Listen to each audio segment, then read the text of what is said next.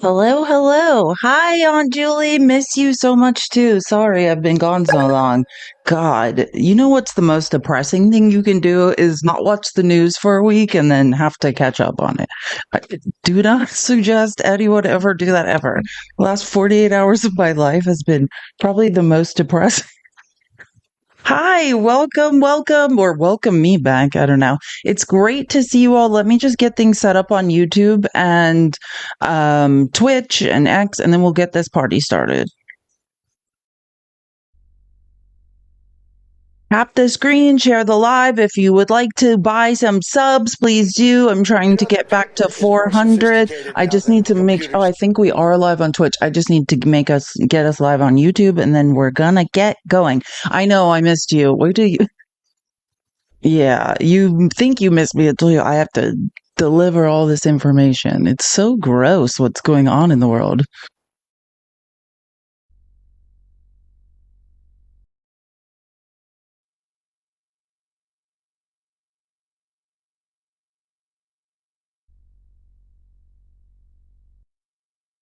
Hey, Leah. Hey, Steph.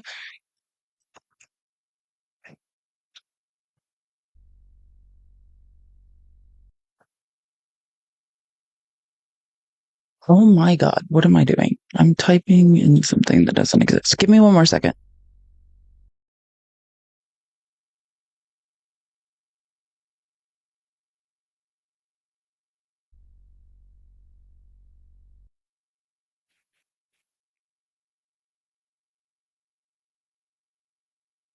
Okay, we are live on YouTube and I can see it. Yay, Steph, Leah, I missed you guys. Sorry I've been gone so long. It's just twice a year my sister comes from Texas to Phoenix and we haven't had the best relationship and she's like, you need to be present. And like, I'm just being a good sister. And I actually I've talked about it. My sister's kind of like an anti-vaxxer. I mean, there's Christian, then there's like the far right evangel. She's like far right, even. I mean, not in political views, just very religious. So it's hard for me to really get on board with her. But I love her children. Like her husband's like a former semi-pro downhill skier, like former lumberjack from Oregon, who's super super coordinated. So they have these two boys that are just amazing at sports. So it's like my little sports team. Like any game we want to play, we went indoor skydiving. We went to every zoo, every science museum, every science center. Like it's fun to have a little sports team that can do all the stuff you can do and have fun doing it. It's just, yeah. Then I got a little sick. Like my niece who's sick, she's adorable, but she got me very sick. It reminds me of what happened to me in the last week, reminds me of what happened to me in my first year of teaching, where I either had strep or the flu every month, once or twice. Like that's what happened to me. So, anyways, it's good to hang out with family, but also great to go back around adults and have adult conversations with adults who aren't, only quoting the Bible and creationism and talking about how vaccines are medically unsafe when they factually are not, that kind of stuff. And then there's my narcissist mother who tried to manipulate everyone the whole time. I have gone through it. Every time my sister comes to town, it's like reliving our childhoods. Like my mother's like, time to manipulate my daughters. It's awful, but also nice because I love my niece and nephew. There, a petri dish, exactly. Exactly. If anyone ask any teacher about their first year of teaching, and they'll tell you how sick they were. Like you be around a class of little kids, and you'll find out how sick you get. That's how I feel my last week was. I was like, oh yes, kids just sneeze in your face, and they do not apologize for it. They're just like, I sneezed and I don't wash my hands. It was just a reminder. I know. Let's get this party started though, because I have so much to talk about. Okay, so I've made essentially three presentations. Well, two, let's say. But I wanted to make sure I got, because the one thing I was caught up on is what's going on in California with Gavin Newsom, putting on his big boy pants and attacking Trump relentlessly. So I want to make sure while we're all listening to some depressing, weird distractions from Trump being in the Epstein files and being a pathological liar and the economy being absolutely driven into the ground and all the weird things Trump keeps doing to distract from that while also continuing to manipulate, amass his personal fortune and erode democracy, that we also have some hope. Ex- Great. California here to vote. Exactly. What is the eradicate? We'll get into it. I have clipped a lot of Gavin Newsom and what's going on with Gavin Newsom, which we'll get to, but I want to get into some unfortunate Trump stuff first. But let me show you guys something. I think if you guys haven't heard about this, which I'm sure everyone has by now, I highly suggest you follow this account, which is, it's almost like Gavin Newsom hired me as his social. If I was Gavin Newsom's social media manager, this is what I would be doing. Like, I mean, so Gavin Newsom has been using this account to just rip Donald Trump's life in half. Like, and just make him feel like a tiny, tiny man. And I love how the media is like, why are you doing this? Why are you being mean to Trump? Like Gavin Newsom's like, why am I doing this?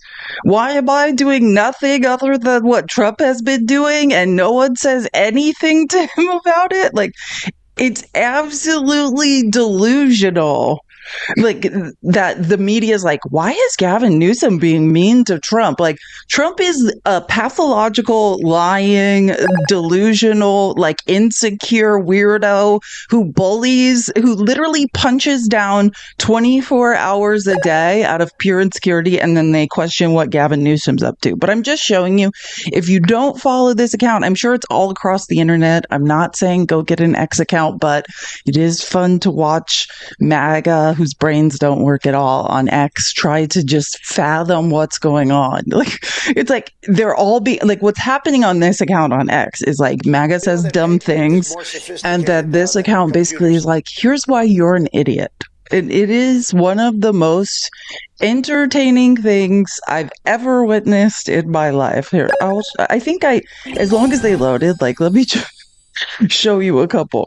Like, here's a person that said, man, that whole no kings thing, like the no kings protests, lasted about 5 minutes, didn't it? And tagged Gavin Newsom's account.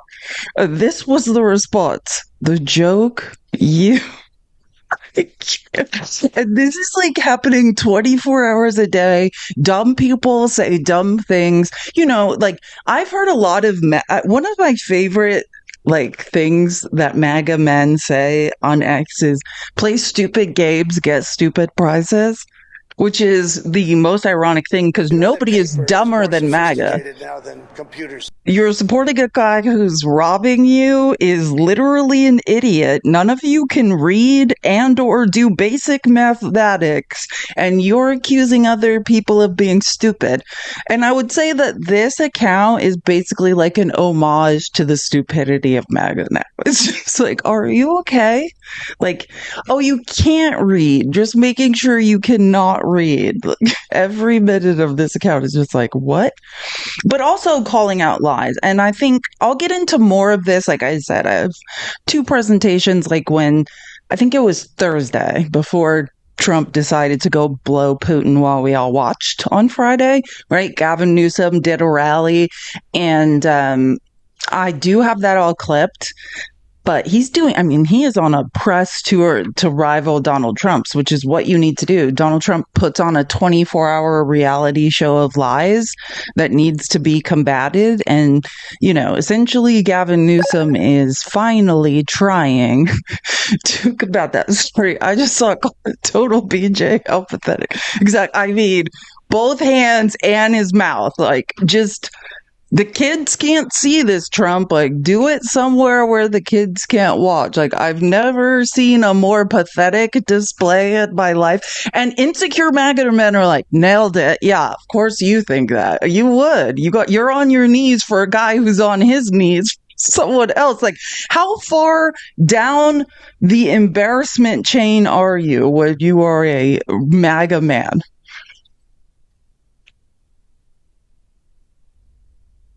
How could our listeners who either in California or around the country who want to help, is there a place they can go yet, or is that still to come? Yeah, we have a website up for people to take a look at, and just, and you can see right behind me, quite literally, Election Rigging Response Act is quite literally the name of the initiative. It will have an actual numeric once the legislature moves forward as early as next Thursday, when a number of pieces of legislation will land on my desk, the constitutional amendment and the special election moving directly forward on November 4th. But look, this is an opportunity to be for something, not just against someone. This is an opportunity to protect our democracy, the enduring values that many of us have taken for granted for the last 249 years, co-equal branches of government, popular sovereignty, rule of law, not rule of Don. And it's an opportunity to participate. You have the power, your voice, choice, show up, contribute, and participate. This is a big damn deal, because if the most un-Trump state in America can't do this, we're in real peril as a nation. And our democracy, I really believe, may not recover if he rigs the midterms and gives him complete unfettered power with no oversight into 2020. It's like, no one should have to say this. I mean, we do have to say it because no one can read or do math, on the right. So hopefully somebody who can read or do math on the right starts listening and then looks into this and shares it with the rest of the idiot males who can't figure out what's going on. Like, I could list for every way you're like, well, some brown people and rainbow flags ruin this country, so now we're just taking back what's ours, while you're also being robbed. While you're mathematically being robbed, you are taking back what's yours, but you've been robbed. Like, it does not make... Oh, we're spamming the chat. Oh, good Lord. It's like kindergarten here. Let me do this because I'm not in the mood. I requested you to come up and say something of value. You can do that because you're also being muted. Are you as dumb as you seem? I'm guessing. Why are you not up here? Why are you not up here? What is that person's Indio Mojo 6? Why are you not up here making... I just requested you to come up here and dispute anything of which I said. My advice is to bring math and actual primary sources. That's just friendly advice. Here, let me help you again. I sent you another invite to get up here and say something of substance. We are waiting, India Mojo 6, for you to say something that matters. Oh, also turn your camera on, because it's come to my attention recently that everybody on MAGA side says that I don't look good and then looks like absolute trash. So also turn your camera on whilst you are saying it. Yeah, where is that person? Do you need another invite to get up here and make a case for yourself? Most people, there's a lot of people that want to come up here. It's the strangest thing. Insecure weirdos say, I don't know what I'm talking about, but then when given the opportunity, they don't come up here. Strange. MAGA cowards. Crawl back into your hole. Well, I don't want that. I would like you to learn to read and do math and recognize who's robbing you, but you know what I'm saying. No, I'm just saying, if you read the amount, I don't know, no one was around 2 weeks ago. Like, someone who was harassing me for 2 years on the internet finally turned his camera on and he was like, it was not good. And I'm like, really, me? And I'm not on the internet to prove I'm good looking. I just know I am. And some people know that about me, some people don't, but I am objectively good looking. If you see me on the street, trust me, all my MAGA neighbors constantly are trying to sleep with me. I know I'm good looking. I love when people are like, you're okay looking. Yeah, you can think whatever you want to think, but in the streets, everyone's trying to F me. So, yeah, you're okay looking, cool. Wait, who? Hold on. Sorry. I'm just not. Hold on. Oh, so hard up to grift. Yeah, this is how insecure people are. I get what people are saying. Hold on, let me mute this because I'm not. We're not here to. Okay, I sent you a request, so you can come up here. Thank you for the gift. And also, this is my Cash App and Venmo. If you would like to, Atticus accused me of grifting, which is the opposite of what I'm doing. Atticus, your internet's not working. I hope. There you are. What did you accuse me of? I said you're so hard up for ops that you're reading the comments. You're so hard up to get hold on. I people don't debate on this in the live. box. Oh my God. Okay, so Atticus, bless your insecure Delulu You don't heart. debate on this live. This is not a debate live, weirdo. Yeah, it's called the People's Receipts. I'm a former historical researcher. This is So where then I why present. are you talking This is about where MAGA? up. Not your time. You are wrong. So now Wow. now you are going to receive information from me. This show is called The People's Receipts. I'm a former historical researcher, also Division I volleyball player, but that's another show.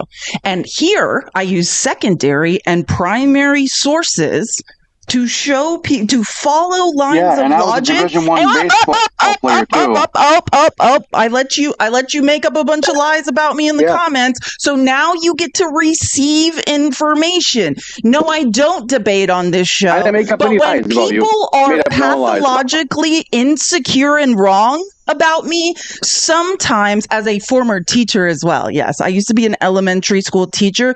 So I do look at comments because I think questions are important. If you had taken early childhood development classes, you would understand how to educate people as well. I can't hear you because not done. Your Wi-Fi is so terrible. Not done. Oh yeah, I just have the most expensive router. Yeah, okay. Yeah, except for nothing about Wi-Fi. So that's not true. Not finished. So anyways, I also used to be an elementary school teacher. I took early childhood development. Oh, he ran. I took early childhood development classes. And what this show really is like, when I was in school, I had a lot of trouble learning because I had ADHD, right? And so it's interactive learning, right? Yes, I do read the comments. I want people to know that what they're saying matters. I want, when someone says something interesting that I never thought of, I want to acknowledge it, right? Like, I want to interact with other humans. I would run too if I was as dumb as you are, but do come back and shame yourself another time, sir. It never gets old of white men having no idea what they're talking about and coming up and telling me about myself. Confused white men do keep saying things that make no sense. We never get enough of mediocre white men spewing nonsense, do we? Oh, he has the smallest hands, probably smaller than Trump's. That's why he's like, oh, another guy with small hands that has no idea what he's talking about, that does zero research and just starts yelling shit. Love this guy. Yeah, get on your knees for him. Keep giving him Andrew Jacksons while you're being robbed, mathematically being robbed. Keep giving him a Andrew Jackson. That's what I would do too. Don't ever show up here with no facts. How embarrassing. Trisha, thank you for the $10 on Venmo. She said, grift away, hottie baddie. This is my opinion. This free market capitalism, stupid white men who follow Trump, they don't even understand what they're supposed to support. You are witnessing something that if you are a Republican, you should be supporting, right? This is a marketplace. This is techno-feudalism, right? This is a marketplace where I am just saying, hey, here's my product. If you like it, you can tip me. That's free market capitalism. And when I say techno-feudalism, I mean because, and here you go, because I know, Atticus, you're still lurking somewhere in the shadows. Learn something from someone who knows something.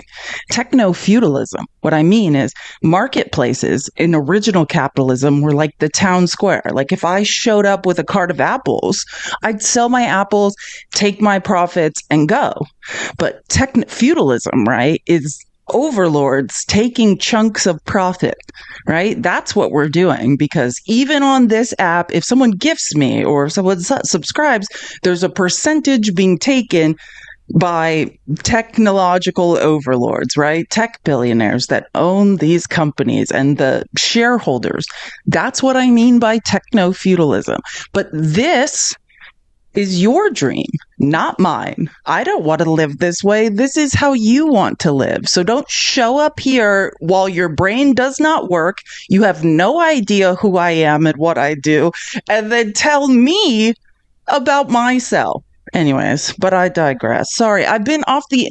Do you guys see what I'm saying? I haven't even been online in a week and 2 days, and a mediocre white man's like, "Oh, I gotta tell her something about herself. Don't know who she is.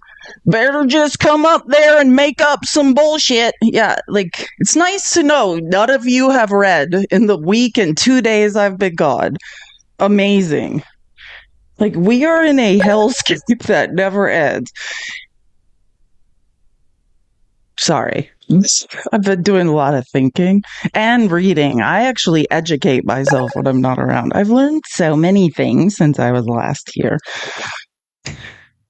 Sorry, I'm just gonna, again, prior to that idiot talking to me, I was telling everyone, wait, whoop.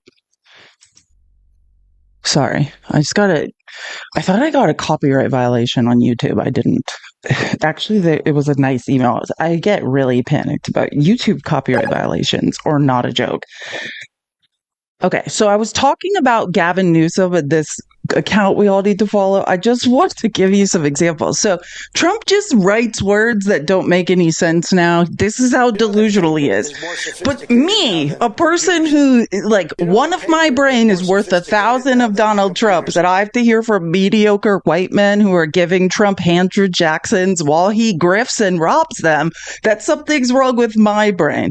But look at this. Donald Tiny Hands has written his autobiography this morning. Unfortunately, low IQ, he spelled it wrong. Beta.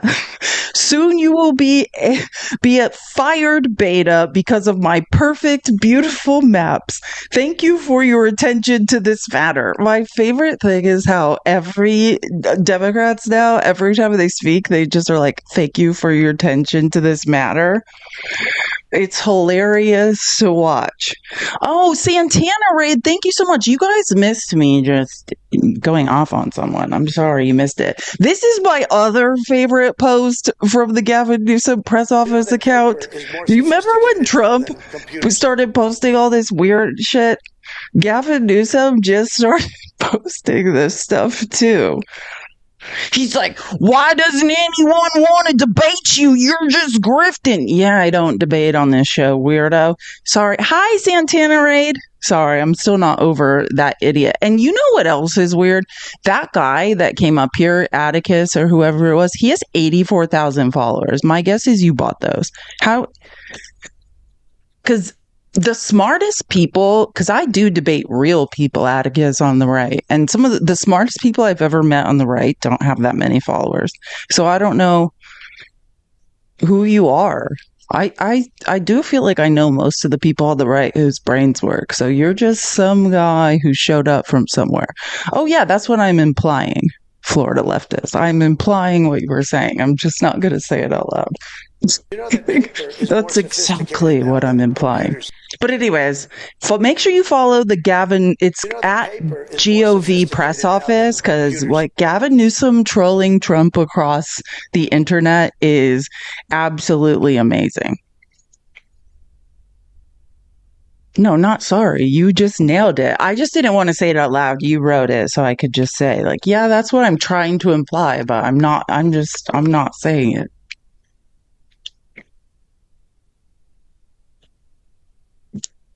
And also, if you have 84,000 followers on TikTok and you're on the right, you must have some idea of who I am. You just came up here and that was not smart. That's not something anyone who I respect on the right would do. There are people on the right whose brains work. That's not one of them. Anyways, moving along. I was going to go through some things that are annoying me, but I just don't think I need to get to the crux of this stuff. I first want to get into this. So Crazy Crazerton is talking about gerrymandering elections, right? We know this. This was from this morning at this morning as in 3 a.m.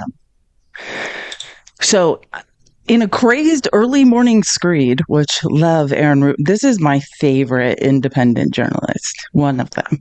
I love his vocab. As a former teacher, I'm so into vocab. The president announces, I'm going to lead a movement to get rid of mail-in ballots, which is ironic because Trump begged everyone to vote however they could, mail-in or however, right before he was elected. Remember that? Just vote one more time, mail-in ballot, absentee, however. You just have to vote one more time. As someone who's watched every Trump rally of all time, the only thing I remember is Donald Trump being like, however you vote, just vote. And also, while we're at it, highly inaccurate, very expensive and seriously controversial voting machines. Now, because I know MAGA can't read, and I talked about this before I had to hang out with my sister for a week, I want to get this right. Sorry, it escapes me. I can barely remember 2 weeks ago. But remember when I didn't sleep one night because I was like, I'm going to read every single piece of paper that Tulsi Gabbard says implicates in Obama in a conspiracy, and I stayed up and read them all. They don't. But what do those papers say? Actually, it talks about the security of our elections. There's many more bipartisan government primary source documents that have been put out by Republicans while Trump was in presidency talking about the safety and security of our elections. But I think it's funny that Tulsi Gabbard would put out 60 pages literally talking about the safety and security of cyber elections, and then somehow now when it's convenient, right? Because remember, they put out pages saying, oh, here's how we know our elections are secure, which I know because I've read the research papers. I know voting machines are secure. I know they've never been compromised. So this is how dumb Donald Trump truly believes MAGA is, which they are. I mean, truly, they don't read. He's like, oh, read all this. Well, former historical researcher read it. And what it's talking about is the safety and security of our cyber elections and how they know that no voting machines have ever been penetrated, that our votes are safe. And literally 2.5 weeks later, they're like, voting machines aren't safe. Which one thing is it? Are they they're safe when you want to implicate Obama in some sort of weird conspiracy, and they're not safe when you meet with Putin and are trying to get him to help you take over this country and do away with democracy? It can't be both. Can't be both.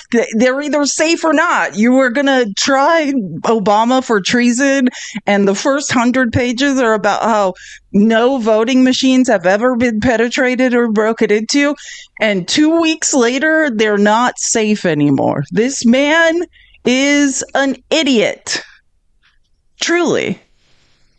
Truly. Understand that 2 weeks ago, he was going to try Obama for treason. And the evidence he said everyone should read was about how safe voting machines are and how they've never been penetrated. And today, voting machines aren't safe, so he can gerrymander out of the midterms. And let me just tell you something. If you can win an election, you don't do any of this. You don't redistrict Texas. You don't send out messages that we all have to Arkansas, to Louisiana, telling them to gerrymander their maps. You do none of this if you can win outright.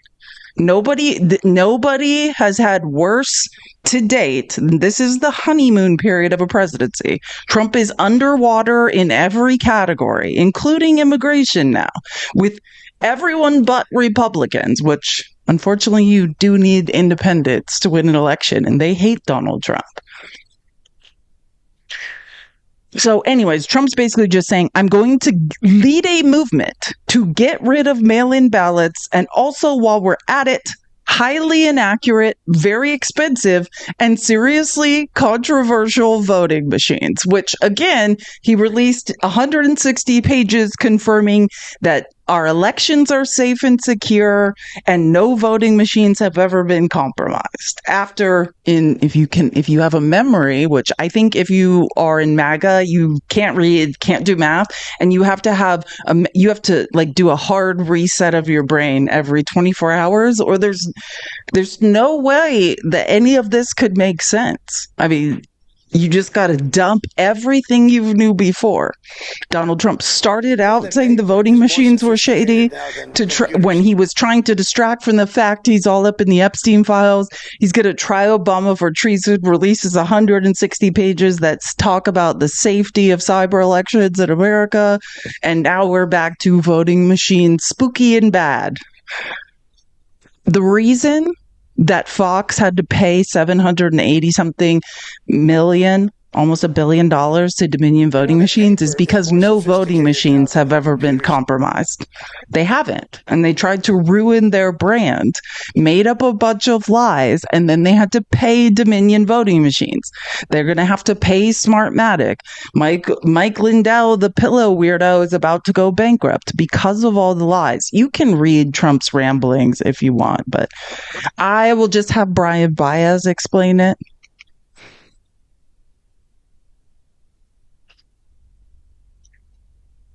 Donald Trump just said he's going to sign an executive order to end voting as we know it. He posted on his Truth Social, I'm going to lead a movement to get rid of mail-in ballots and also, while we're at it, highly inaccurate, very expensive, and seriously controversial voting machines by signing an executive order to help bring honesty to the 2026 midterm election. You got to understand, the reason why he's coming after voting machines and mail-in ballots at this time is not because there's massive voter fraud or any activity that can happen with mail-in ballots, because his ass voted by mail-in ballot in the 2020 election. Realty is why he's doing this in the first place is because Texas right now is failing. He wants to pressure Governor Greg Abbott from Texas to redistrict and create new political maps so that they can eliminate Democratic seats. Problem with that is that the Texas Democrats left the state, and for the 6th time, the Republicans in the Texas House could not pass quorum, which means they couldn't even bring those political maps to a fucking vote. Not only that, but we got Governor Gavin Christopher Newsom over there in California saying, fuck you bitches.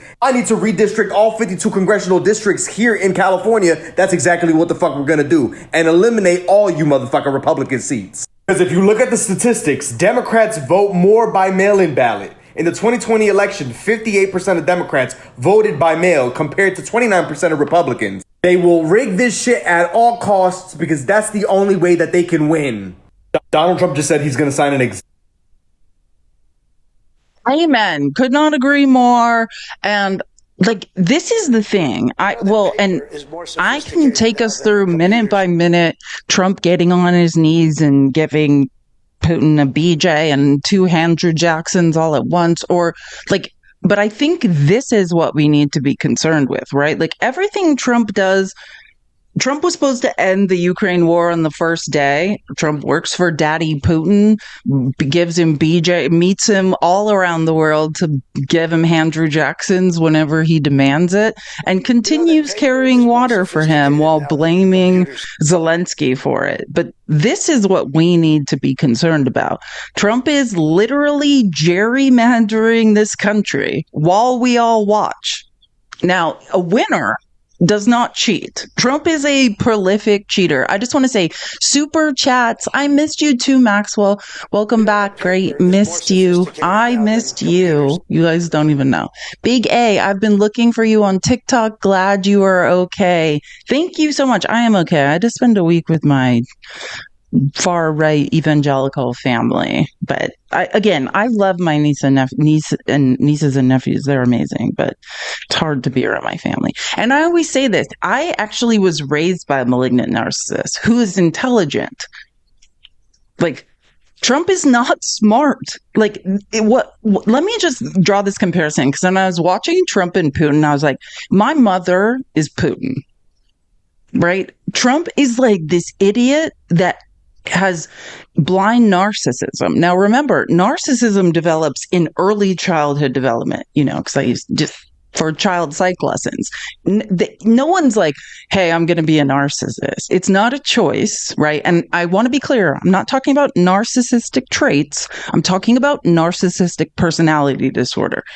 Two very different things. And the worst thing that's ever happened on the internet is everyone being convinced they know a narcissist, have met a narcissist. It's a very low percentage of people that actually have narcissistic personality disorder.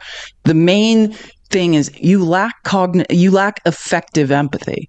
Like, that's how I would describe it. Like, my father, not a great guy, but I can when he I can feel that he can, I can feel that he cares about me. It's almost like a hollowness with people with narcissistic personality disorder. Lights on, no one's home. We are all pawns to them that they believe they're moving around a board.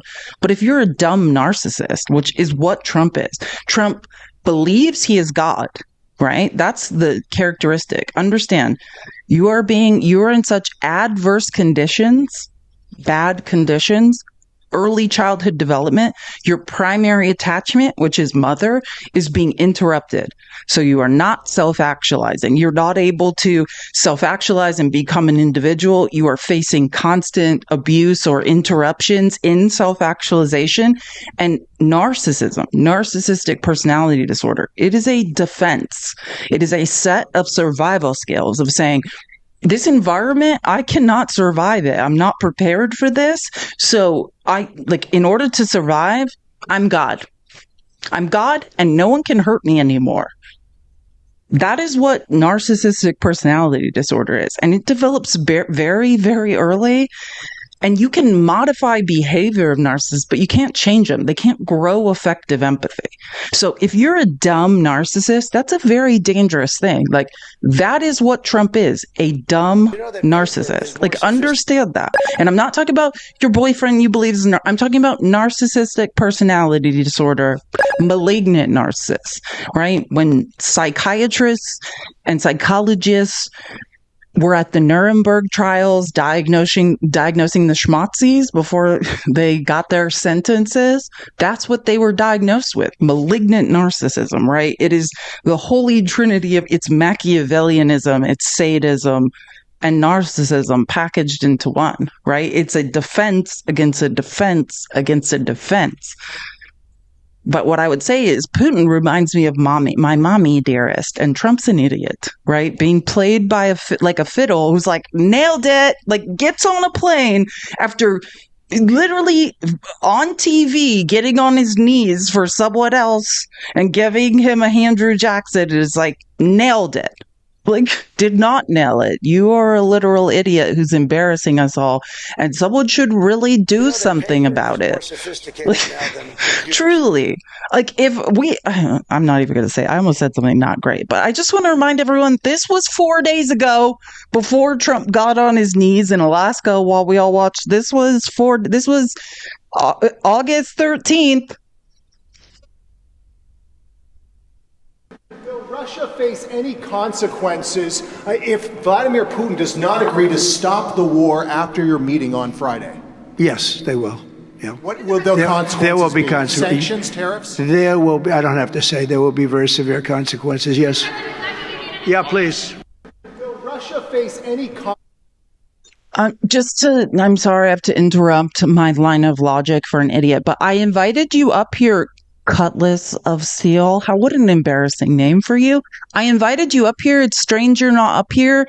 If you want to challenge my intellect and prove anything I said wrong, I don't let people come up here, but now's your chance to come up here and say something of substance. It's strange you're not up here, though. It's super strange. But I just want to remind everyone, this is not say dumb things in the chat. If you say them, I'm going to either block you forever or for the entire live. Like, this is people who have brains, we gather together and we learn things. This is not dumbass idiots who have no idea, who are on their knees for Trump, who's on his knees for Putin, in some sort of weird centipede type remake, trying to tell me that my brain doesn't work. Like, if you say dumb thing, like MAGA always likes to say on their dumb lives, play stupid games, win stupid prizes. Nobody cares. And Cutlass, why aren't you up here? I thought you were going to tell us something that meant something. I don't know what I'm talking. Why don't you get up here? It's so strange that none of these people want to say something of substance. Again, this is not, hey, I'm an idiot and I just want to say something time. Yeah, they're terrified. Of course they are, because they're idiots. You cannot read or do math. You are defending a man who mathematically has robbed you, robbed your children, and robbed your children's children of their future. I'm just talking about financially. I could get into many other categories. And you're telling me that I don't know what's going on? Learn to add. Learn math, learn to read, and then come back here with some information and be like, oh, I looked into it. That's pretty concerning. I have been robbed. You know that paper is more sophisticated. Don't come. And again, mods, whoever's in here, just put these people on 5-minute timeouts. I don't have time to embarrass all the idiots today because truly we have to get somewhere today. And the idiocy is never ending. But 4 days ago, Trump said this, that there would be consequences if Putin didn't reach a ceasefire. Was the consequence Andrew Jackson while we all watched? Was the consequence you getting on your knees while you reached a new level of orange? By the way, I didn't know Trump could become that orange. I mean, like, he's reached a new level. The guy that says men shouldn't wear makeup but continues to do drag every single day, and horrible drag. I'm sorry, drag community. I actually respect you. I love drag. I shouldn't be saying things like that, and I shouldn't compare what Trump is doing to drag. It's an insult to the drag community, and I apologize. I'm just giving the example. How do you turn? Sorry, I keep having all of these co-host things pop-ups. Sorry, I'm going to have to turn off invites to co-host because I just had like 27 pop up. Yeah, don't try to co-host with me because I can't do it right now. I got shit to do. I haven't been live in a week and a half. By the way, we should be at 150 taps. I know it's been a week and a half, but let's keep tapping the screen. Let's share the live, that arrow in the bottom right-hand corner. Let's get some more people in here. Again, mods, just put people in like 5-minute timeouts. And if someone's being super bad, I'm sure I'll notice it. But I really don't have time. Oh, my ex-boyfriend just texted me. I wonder if he's in this live. Jeez, I used to date a baseball player for like 10 years. He's probably watching me right now. No, I don't want to date you anymore. That's another story for another time.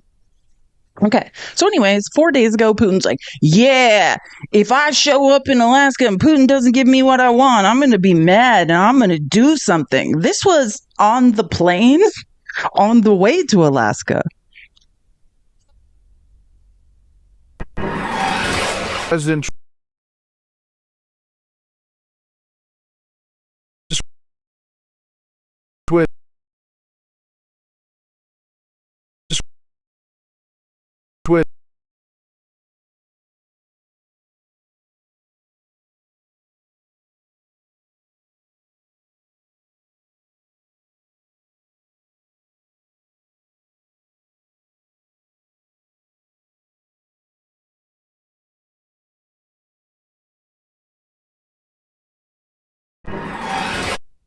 The first thing was correct, that he wouldn't do anything because that's what he did.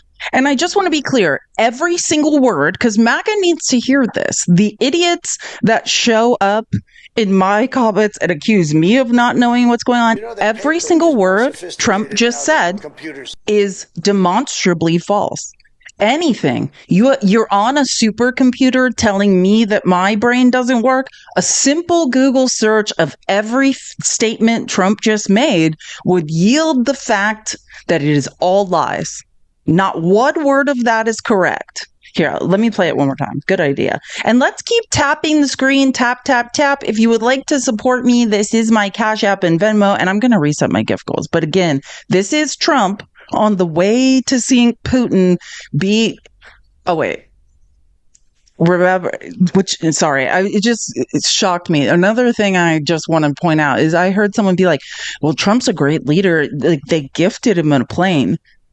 Yeah, a plane that we had to spend 34 million to date to outfit and make secure. We're spending $1 billion of our money. Like, we have saved $0. Trump has spent and spent and spent, just like he did in his first term. But again, you have to be able to do math or read. You have a supercomputer. Just ask AI questions. They can help you. Okay, in the office with President Trump on Air Force One, heading in. What's your initial feeling? How are you feeling about what you're going to get out of this? I think we're going to do very well. Our country is doing very well. We're setting records economically like we never have before, including the stock markets are all at a record high. We're taking in trillions and trillions of dollars with tariffs. We're going for a meeting with President Putin in Alaska. And I think it's going to work out very well. And if it doesn't, I'm going to head back home real fast. I mean, if it doesn't, you walk. I would walk too. Is he didn't say that. Yeehaw. Thank you for the hat. Notice he didn't say he would walk. Brett Byers like, but then you would like hold strong. Like he's like, no, I'd get on my knees and blow him in front of all of you, which is what we unfortunately had to watch, which continued today. Like I have never seen. Hi, Joby. Joby, thank you for extending your subscription. I think someone told me in the comments, by the way, and I'm so sorry I couldn't remember. I was reading a bunch of weird people. Someone said they subscribed to me, and I saw that someone subscribed to me like when I wasn't live. So thank you. I always try to thank people who subscribe or whatever. I do appreciate it. Like, and if I ever miss anything, it is not intentional. Like I always want to thank people who support me. It's important. So again, I just want to make sure I get the time right. Last night, 6:20 my time, so 9:20 Eastern, Trump announces that Ukraine will not get Crimea back, right? Which this is what he agreed to while he was blowing Putin in Alaska, was to not getting Crimea back and all this other stuff. President Zelensky of Ukraine, remember this? Day one, he would end the war. Now Trump's news story is, especially after watching Zelensky here today, is we don't need a ceasefire. What? We don't need it. Oh, so we're just going to allow Putin to continue unaliving people? Your daddy told you no, and now you're trying to still act like you're a man? Yeah, we got it. We've seen it for years. I just want to point this out. This is real, and I love Ann Applebaum. I would suggest following her. She is one of the I think she's, God, she editor a lot. She's an editor, I think, at The Atlantic, and a famous journalist. I don't know if she's an editor at The Atlantic or a journalist, but she's both. She's a very famous journalist who's brilliant.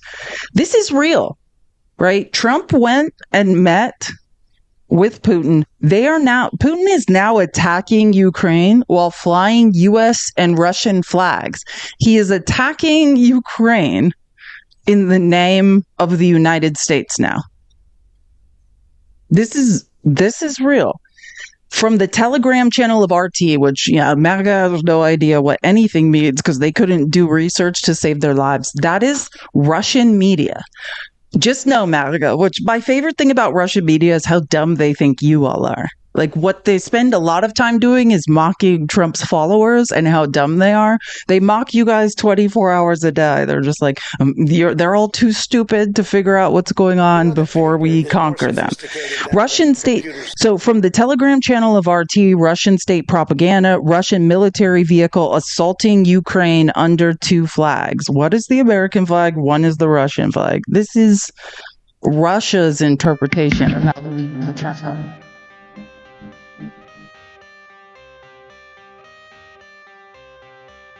got the cash in the bag, stadium packed. Born a rock star in this life, gonna live it up on the attack. Baby, I'm bad. I just wanna get caught up in this life. I'm crazy, I'm mad. Doing no cap. Only God wants. Someone said they were joking Trump's going to give Alaska back. They're not joking about that. They're not kidding. They're not joking about Trump giving Alaska back.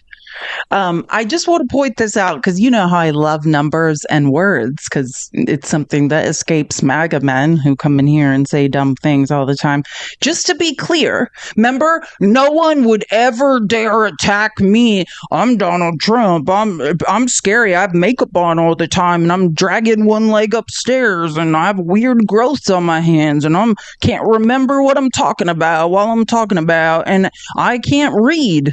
I can't do math. I have no knowledge of foreign policy or the economy. I think everything is a real estate deal, and I'm even bad at real estate. That's the guy you guys worship, who just got on his knees for Putin in Alaska. I just want to be clear, like when math comes in, nobody respects Trump, especially not Putin. Putin has attacked Ukraine twice as much since Trump's been in office. You know that paper is more The sophisticated screen for our now viewers. than It computers. shows that Russian attacks on Ukraine have nearly doubled since President Trump came into office. And in fact, in July, Russia launched more than 6,000 missiles and drones. That's the highest amount of attacks since the war began. On the screen for our viewers. That's what I do when I'm scared of men in makeup. No new wars, Trump. They're all too scared to do anything. That guy. This is actual numbers. This is what I'm telling you, MAGA. When Putin stands up in Alaska and goes, yeah, the war in Ukraine never would have happened if Donald Trump was elected in 2020. That is an example of how dumb you are, if that makes sense. Putin elected Donald Trump. That's what he wanted. And now he's doing anything he feels like You know that paper while Trump's on his knees for him. And the fact none of you can figure that out, I am scared for you. Again, you're on a supercomputer right now. You can do some basic Google searches. No, yeah, that's how I know that. Who said that exactly? Yeah, like the point is yes, if you believe Putin wouldn't have invaded or whatever, yeah, the war's been going on much longer than that. And Putin himself, does anyone remember when Tucker Carlson went to Russia and almost never came back and interviewed Putin? I know none of you actually listened to the translation. You guys can't figure out what anything means. But I did. I listened to Putin rail on. And you know what Putin did for 4 hours? It might have been fine. He detailed how long this war goes back. And let me tell you, it didn't start with if Biden wasn't president in 2020. He took it back to like 800, literally AD, and was like, here's why we're doing this. So if you are dumb enough to believe that if Biden didn't get elected, that Putin wouldn't have done this. I mean, he said the opposite over and over and over. We can't help you if your brain doesn't work. Oh, I do love this. Again, this is another Brian Baez post. If you want to follow him, it's at Mentally Divine. He's on TikTok. You don't have to go on X. I just hang out on X because I got to keep an eye on these people. But I thought it was hilarious, this post he made. And the beginning, I think he makes some really good points. But again, it's at Mentally Divine. His name's Brian Baez. It's hilarious and informative. I like the way his mind works. Gavin Christopher Newsom just called Donald Trump a beta male. Here's the story. Donald Trump made our military get on their hands and knees to roll out the red carpet for Vladimir Putin on Friday. Donald Trump got out of Air Force One early to stand at the end of the red carpet to wait and clap for Vladimir Putin. How weird that is? Do you know how that never happens? And it wasn't just waiting. He was out there for like 2 minutes, like a dog who saw their owner in the window and was like, Daddy's home. That on U.S. soil. That has never happened before. And he let Vladimir Putin onto the beast, which is the motorcade for the president of the United States. By the way, a lot of people don't know this, but Vladimir Putin, before he became president of Russia, was KGB, the Committee for State Security of Russia. Think of it like the CIA for Russia. And there It wasn't just KGB. He was the director of the KGB. This is why they call him poisoner in chief. roles are multifaceted, but essentially they do foreign intelligence, domestic security, counterintelligence, and border security. They're basically fucking spies. What the fuck could possibly go wrong when a former spy and the president of the country that's our biggest fucking enemy in the entire world gets in the United States presidential limousine and potentially slips a bug in to hear every single piece of conversation that happens inside the fucking beast? The same limo where the president gets very sensitive briefings and information for our country's security. Then we find out the real reason why Donald Trump wanted to meet with Vladimir Putin in the fucking first place. He wanted this fucking photo op. He staged this photo with Vladimir Putin to convince his dumbass base that he was strong-arming Vladimir Putin into a deal. But the truth is, there was no deal and there was no consequence for Putin literally attacking our ally, which was Ukraine. Trump fucking failed, and guess what? California Governor Gavin Newsom took this photo and quote tweeted it and put this one up and said, "Tiny Hands is out here copying me, but without the stamina, sad, and certainly without the looks, total beta, GCN." And Gavin said, "Trump just fled the podium with Putin, no questions, nothing, total low energy. The man looked like he'd just eaten 3 buckets of KFC with Vlad. Is he afraid the press will ask about me? America's favorite governor, and the fact that I stole the cameras this week with the maps? Many people are saying he begged Putin to hold his hands, tiny, on the way out. Admit it, Donnie J, you're terrified because this week was the worst week of your life because of me, Gavin Christopher Newsom. The maps will end your presidency, retake Congress for the people, and expose your rigged little game. My perfect maps are more beautiful than anything in Trump Tower, which many say smells weird." Even Chung 47 explained this disaster. "Enjoy your flight home, Donald. You're Putin's problem now. I'm America's solution. Gavin Christopher Newsom." Bitch. Gavin Christopher Newsom just called Donald Trump a beta male. So true, though. I mean, who cowers? I mean, I guess if he has so much stuff on you, sorry. I was just running a statistical analysis. I would suggest if anyone thinks that Donald Trump's, I mean, for the idiot MAGAs who can't run a statistical analysis on Biden's last 2 years in office and Trump's second term to date of a stock market performance, if you if you need to be disabused of the notion that Trump is better for the stock market. Jennifer, thank you for the $10 on Venmo. Missed you so much. And also, I just saw your comment in the chat. Thank you. No stepdad jokes today. Here's my actual info. If you ever needed an anonymous mom to vent to, keep fighting the good fight and pissing off the haters. I'm not going to read your name or your real phone number, but yeah, I might take you up on that because it's hard living online. Oh, and here's the best part. Do you guys remember, we got Signal chat. Now it came out those documents were in fact classified, just like Seth Moulton said they were. This is what happens when you hire inexperienced people. By the way, all of the schedule and important documents around the Alaska trip were found in a hotel room by different people who checked into hotel rooms after Trump's team left. They left all of the information and documents in the hotel rooms or on printers, and then people were like, here, I found these. This is the article. If you want to read it, they basically just put out the schedule and play-by-play in this article. This is how dumb Trump and his people are. Yeah, do just leave all your plans behind. It's like lunch was canceled. If you want to know the actual schedule and everything that was going on, yeah, don't worry. Trump's idiot staff left it on a printer for random guests to find and turn it in NPR. I was going to read all this, but then based on how many other things I have to get to today, I would just suggest screenshotting this article. It's NPR called "Government Papers Found in an Alaskan Hotel Review New Details of Trump-Putin Summit." Yeah, I mean, they're not the brightest bulbs in the bulb store. Now, let's just do this because I think it's important to really paint a picture of how pathetic Donald Trump is and how long he was on his knees for Putin. I mean, it wasn't just one time, it was several times, but on US soil, this would never happen. But let me just be clear. This is Trump standing there like a weirdo.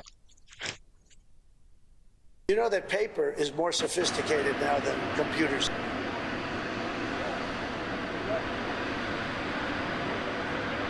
You know that paper is more sophisticated now than computers.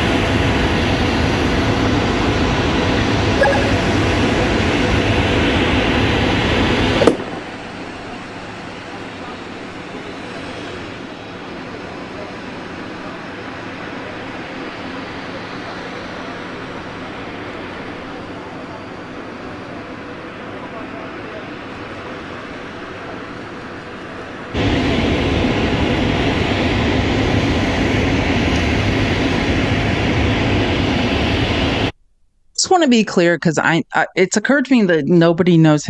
I have a history degree. People don't. I mean, this is a man who is wanted by the International Criminal Court. We rolled out the longest red carpet of all time. And today, right? Zelensky, did Zelensky start a war or was he invaded, right? He was invaded. Well, the first time Zelensky came to the White House, they harassed him and harangued him. That's these words too big for MAGA. Look up harangue if you don't know what it means. You probably can't spell it, though. It's very confusing. But, I mean, we harassed him and treated him like a criminal for his country being invaded.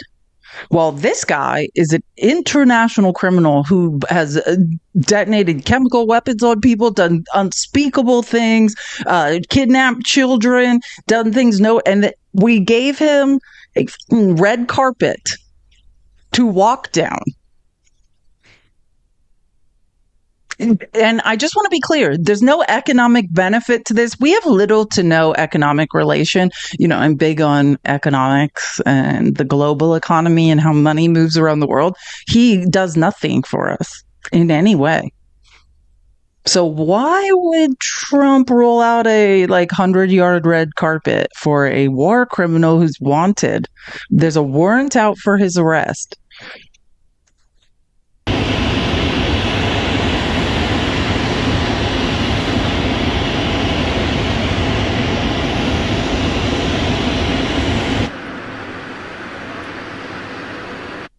Tell me, is this a wedding? Do you see? Here's the groom. This is the groom getting to the end, standing. Do you see how there's a perpendicular, too big a word for MAGA? Some of us know what perpendicular mean. That's two lines that be, 90-degree angles to each other. And you could see, here's his bride, Putin, walking up on this other carpet to meet him. So Trump, could marry him, but really what happened was he just got on his knees for him, as we all know. And stood there like a creepy, like groom in a wedding. Watch how this is the moment where I'm like, he's humiliated us all at this point. Just stood here like a creepy weirdo, ready to drop to his knees if he could ever get back up.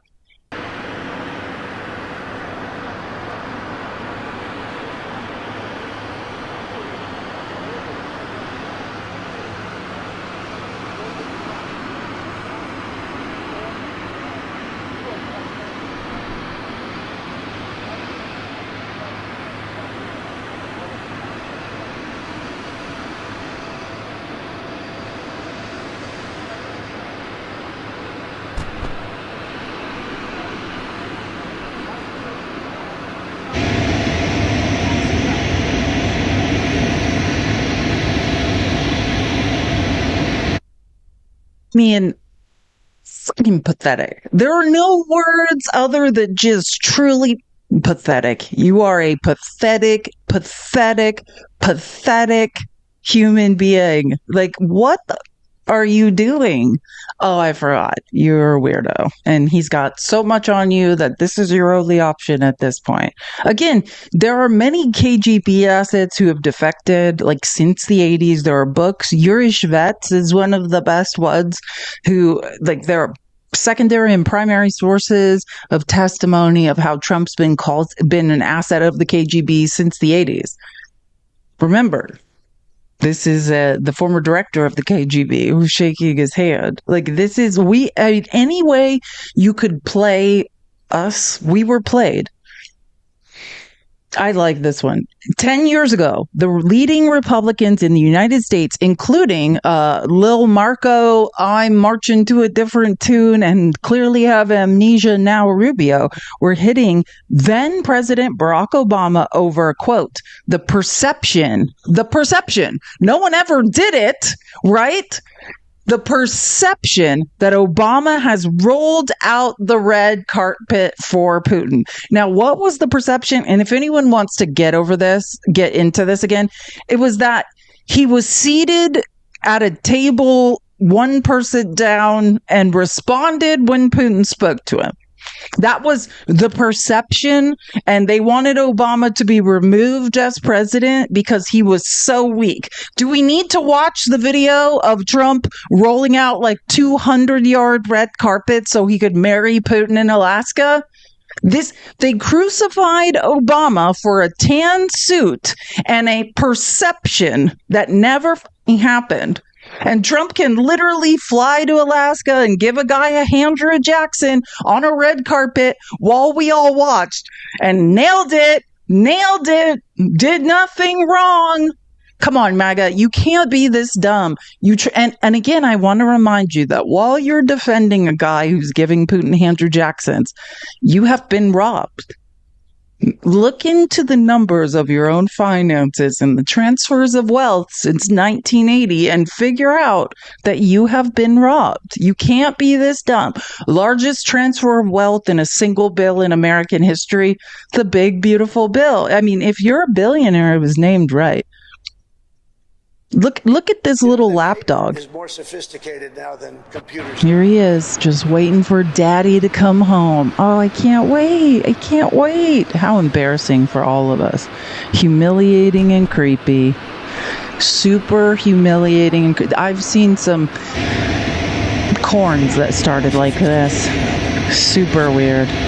And then he wouldn't let go of his hand. I think I have some screenshots for the Getty later. He looked like a dog. That thing where when the owner comes home, they stay in one place but can't contain their excitement. Yeah, we don't know if he peed himself. That's a good point. Thank you, Keith Edwards. And then, like, reporters kept asking Putin to stop unaliving civilians, and he just was like, yeah, no. The poisoner in chief is not going to stop unaliving anyone.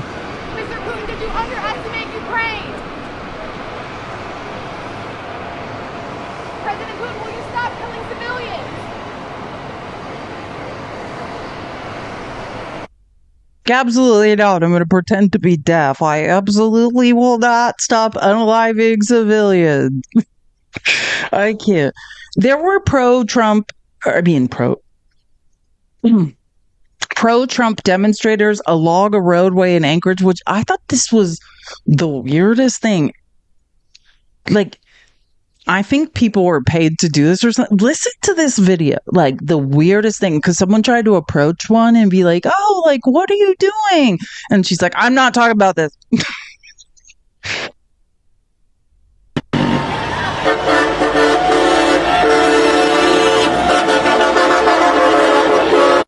Someone says that doesn't look like Putin. Yes, it does. You haven't clearly followed his many filler transformations.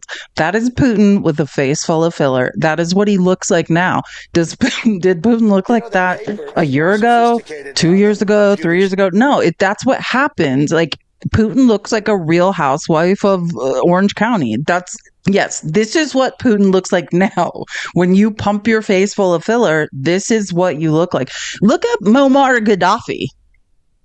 If you look up Gaddafi, what he looked like and what he looked like when he died. Yeah, that's what Putin looks like.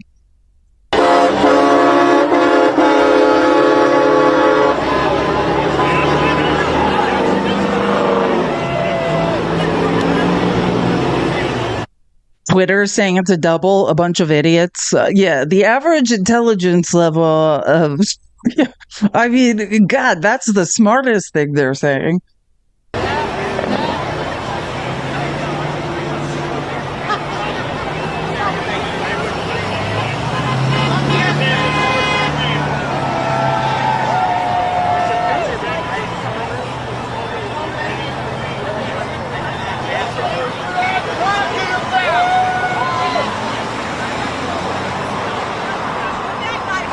Hello. Hi, sorry. Would you care for another interview? I'm with the Associated Press. Hi, how are you? I saw you brought the sign. Notice, I just want to point this out because I've watched different angles of this. On the pole behind her, it's of InfoWars. Like, that's Alex Jones. An InfoWars thing is wrapped around it. And then basically a reporter approaches this woman and is like, hey, like, you're here, like, holding this sign for Trump. Like, you want to tell me why? So I figured you have an interest. Oh, yeah. So my friend gave me these signs and I made this sign last night. So. Do you mind if I ask you a few questions about kind of why you decided to come today? Sure. I'm just not willing to get political in terms of policy, sir. Yeah. Yeah. Okay. But sure, I can tell you about my passions. Absolutely. Not willing to get political, but I'll tell you about my passions. Are your passions welcoming war criminals and people found liable of SA that have like 34 felonies tacked on to them who have recently robbed you? And even though your senator tried to betray us all and negotiate extra add-ons in the big beautiful bill to save your state from from the poor people in your state for being robbed, actually none of it worked because the Senate parliamentarian said no and you were all robbed anyways. Like, you no comments, you're just here because you're passionate. That's what I'm saying. I think these people got paid. I'll talk to you about my passions. Is your passions holding up signs to support people wanted by the International Criminal Court, or like, what's really going on here? I can't. Like, America is getting dumber. Just to report, people in Alaska are getting dumber. Oh, here's another time when they tried to ask Putin if he'll stop unaliving civilians. Same smirk, no response. And just remember, in case you're just joining, I had to go into the graphics because MAGA people can't do math. Putin has attacked Ukraine almost double, just under 2 times more than he did when Biden was in office since Trump returned to office. No new wars. Everyone respects me. Trump, who we watched get on his knees for Putin on a red carpet. Apparently, Putin doesn't listen to a word this man says. Thank you very much. Thank you. Thank you, press. Thank you, press. Thank you, press. Mr. Putin, will you agree to a ceasefire? Mr. Putin, will you commit to not killing any more civilians? Thank you, press. Let's go. Come on, guys. Thank you, press. Mr. President. Thank you, press. President Putin, why should President Trump trust your word now? After Thank you, press. Thank you, press. We've got to go. Thank you, press. Thank you, press. Thank you, press. Thank you, press. I've seen high resolution, very expensive camera views of Putin's face during that, and he's just like, yeah, okay, weirdos. Like, I'm playing you like a fiddle. Like, yeah, and it's a joke.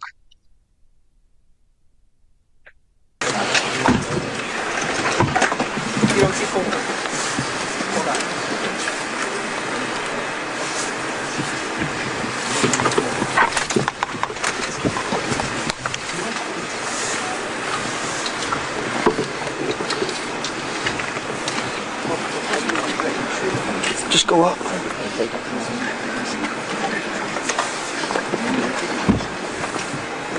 Thank you very much. Thank you. Thank you, press. Thank you, press. Thank you, press. Thank you, press. Thank you, press. Thank you, press. Thank you, press. Let's go. Thank you, press. Thank you, press. Thank you, press. Let's go. Come on, guys. Come on, guys. Let's go. Let's go. Thank you, press. Let's go. Thank you, press. Thank you, press. Thank you, press. Let's go. Like, I think what it is, and I want to say this to the men on Twitter who probably are primarily MAGA, who believe that's not Putin. Do you believe this isn't Trump? He's reached a new shade of makeup orange, never before seen. But like, I think that the reason you can't believe that's Putin is because you're not familiar, like you're not used to seeing men with that amount of filler in their face. And let me just say this, there are now like ways to dissolve filler in your face. He could dissolve it and his skin would just hang down. Like every time you get more filler and more filler to make it look like you don't have wrinkles, like if you ever dissolve it, the only thing now that happens is people are dissolving the filler finally in their face and they have to get facelifts. Like, because your face just like hangs down. He's 70 something years old. I think I saw someone say he was 72. I was going to guess 74. Like he's 70 something years old and he doesn't remember like years and years ago when Obama was president, he had that clip of him riding a horse with no shirt on. He was trying to pretend like he was like scuba dive. Like this man wants to appear, this is Russian culture, virulent, like never weak, right? So he just keeps getting more filler, and that's what you're seeing. Like there's so much filler in his cheeks, like he can't move his face. Like, and I'm just saying that because some of you know one of my hobbies is watching human behavior on reality TV. So I feel like I'm now an expert on watching people who once looked normal get filler. It's filler. That's what's happened to him. And I love this quote from this. However this ends, de facto, and this is the bottom line of what happened in Alaska. However this ends, de facto Putin forced Trump to invite him to the U.S., roll out a red carpet that was like 100 yards long, and shake his hand, and then give him a ride in the presidential car. So far, Putin is treated as equal. He's certainly giving a finger to Obama now, who called Russia a regional power. And that's why I think it's so ironic when people are like, blah, blah, blah, blah, blah, Obama talked to him. Yeah, Obama trolled Putin over and over. It's just when people try to talk about what Obama did or didn't do with Putin, all you're telling me, insecure Magomed, is you don't know what you're talking about. I know because I can read. So I know, you don't know. All Obama did was troll Putin and say, and I talked about this all the time. He would say, Russia's a regional power. Russia is a regional power. The United States is a world power. He would drive Putin insane by every interview being like, we're not too concerned with Russia. Russia's a regional power. And that is why Trump was in a proxy war in Syria in his first term. You can learn something about history because Putin's like, I'm not a regional power, I'm a world power. And he's like, I got to get a foothold in the Middle East. I'll contact Bashir al-Assad, one of the most disgusting, hateful war criminal dictators in the Middle East who's using chemical weapons against his people. And I will use the Wagner Group, my private military, and I will invade Syria. I'll just plop down a military base and offer them protection. That's why he did it. Because Obama would, I mean, not totally why he needed it, but you know, he was going to be cut off from oil and other things in the Middle East. But like, that was one thing I used to enjoy watching Obama do, you know, like the slight intelligent digs, like, you're just a little guy. Oh, Trump's like, hey, like, I'm on my knees. Like, are you tired of me blowing you? Like, that's the difference. And MAGA, you love to watch it. Oh, yeah, these are the pictures from the Getty. I'm sorry. What kind? Oh, wait, I think I took separate screenshots, actually. Yeah, I did.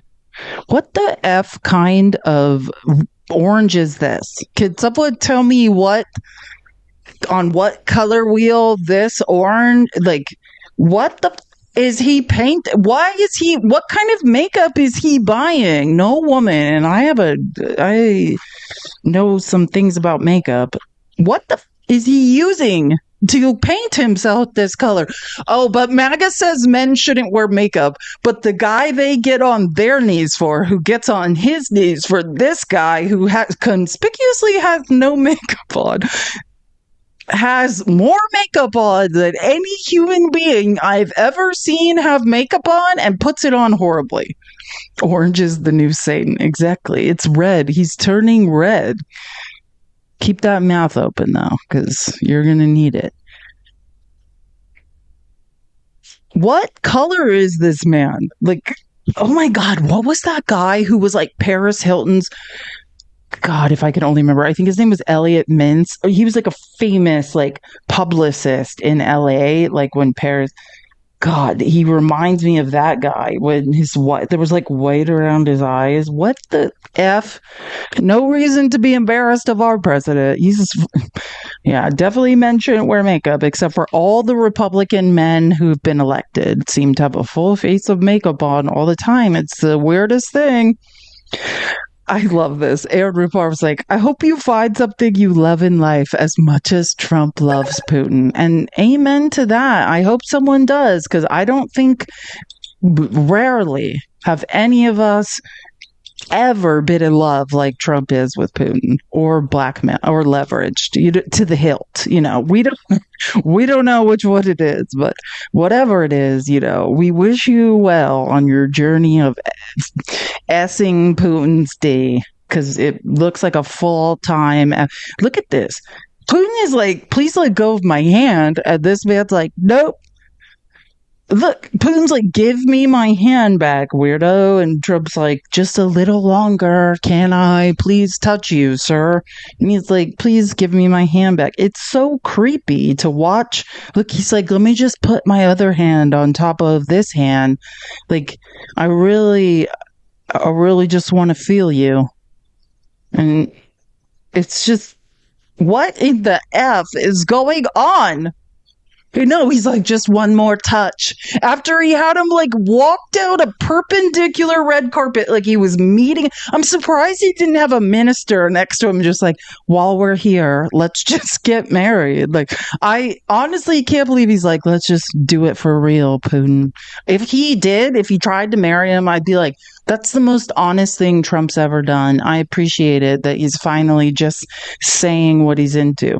But like I said, he is a wannabe authoritarian dictator, which, I should play this George Conway. Like, I think because MAGA doesn't know words, and I'll get to I'll find this clip because I think it's in a different presentation I made.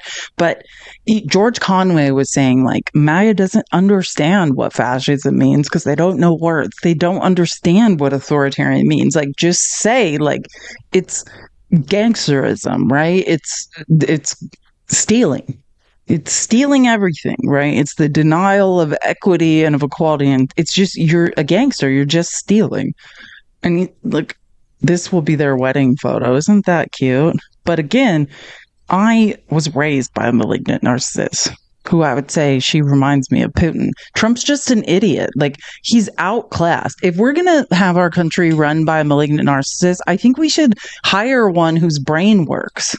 Like, let's get someone who was in espionage or counterintelligence who's not an idiot to run our country. Like, this man is an idiot. If we're going to have someone really just end democracy and just take over, it shouldn't be someone as dumb as Trump. Like, let's get someone in whose brain works. Oh my God. I'm so embarrassed I have to play these things. I'm embarrassed for Trump. That's how sad this is. I'm literally embarrassed for Donald Trump that I have to play these things. Like, there's longer clips of Hillary Clinton. She's like, yeah, hey, if Donald Trump shows up in Alaska and without bending the knee, without giving a bunch of concessions, can end the Ukraine war and a ceasefire, she's like, I'll nominate him for a Nobel Prize type of thing. And me too. Unfortunately, we watched him basically try to marry Putin on the red carpet very awkwardly. But listen to Trump, like, because Brett Byer's like, oh, like, what do you think about what Hillary Clinton said? This is how you know he's a dumb narcissist. You know what I mean? Like, he's like, oh, changed my mind about Hillary. I thought you were going to try her for treason. In fact, did you see that Hillary Clinton yesterday said that if you got this deal done and not capitulate to Putin, that she would nominate you for the Nobel Peace Prize? If President Trump were the architect of that, I'd nominate him for a Nobel Peace Prize. Well, that was very nice. I may have to start liking her again. In fact, did you see? Get me, or remember that old Trump that would talk like that? It's very nice. Like, he sounds like he used to sound, doesn't he? Like, I don't know. That was like classic old Trump. I used to hate when he would talk like that. And I'm like, oh, we're back to that day. We are at 373 subs. If you would like to subscribe or buy subs for someone else, that is the yellow star in the bottom corner. I'm trying to get back to 400 subs today. I would appreciate it. Wait. Yeah, I already played that one. Oh, God, there's no point in even saying this. Okay, so I've never seen a summit where nothing... Like, literally, Putin said one thing, Trump said like 5, Trump asked him off, and then they just left. It was the weirdest thing ever. I'd like to remind you that in 2022, during the last contact with the previous administration, I tried to convince my previous American colleague that the situation should not be brought to the point of no return when it would come to hostilities. And I said it quite directly back then, that it's a big mistake. Today, when President Trump saying that if he was the president back then, there will be no war. And I'm quite sure that it would indeed be so. I can confirm that. I think that overall, me and President Trump have built a very good, businesslike, and trustworthy contact. And I have every reason to believe that moving down this path, we can come, and the sooner the better, to the end of the conflict in Ukraine. Thank you. Thank you. Yeah, yes, a business-like contact of you guys grifting and stealing from people to enrich yourselves. I totally agree. I actually agree with what Putin said. I think that's totally true. And then, like, listen to Trump's just like, and now is my turn to get on my knees and verbally, which, Maggie, you have to look that word up, S this guy's D. Yeah, I've always had a fantastic relationship with President Putin, with Vladimir. We had... To allegedly have been cultivated as an asset by the KGB since the early 80s. Yes, I mean, there's books on it. Many tough meetings, good meetings. We were interfered with by the Russia hoax that made it a little bit tougher to deal with, but he understood it. I think he's probably seen things like that during the course of his career. He's seen... Again, because this is going to come up over and over. I want to help MAGA for those of you who are lurking around listening. If you do not know that the Russia thing is real, there was primary source bipartisan documents that have come out the Senate Intelligence Committee that confirm it. There is no doubt that the Russia thing is in fact real. Like, it's just, if you hear like repetition of words or Trump saying things over and over, and then you're like, I've got all the facts, I'm going to show up on the internet, I'm going to tell people what's up. You're just an idiot. You're not a smart person that figured something out. You're just an idiot. Hey, Joanna. Can you hear me? How are you? There you are. Okay, because I was like, I think something is, when I add people, it's like I can see them on my iPad screen where I'm watching the live, but I can't see. Now I can see you. Hey. Yeah, it went weird. Like, it changed the layout. I was like, whoa, what's going on? It wouldn't let me mute. I was like, okay, all right, TikTok, I know you may be upset with your new person that's over hate speech who's literally a Zionist, but yeah, stop being weird, TikTok.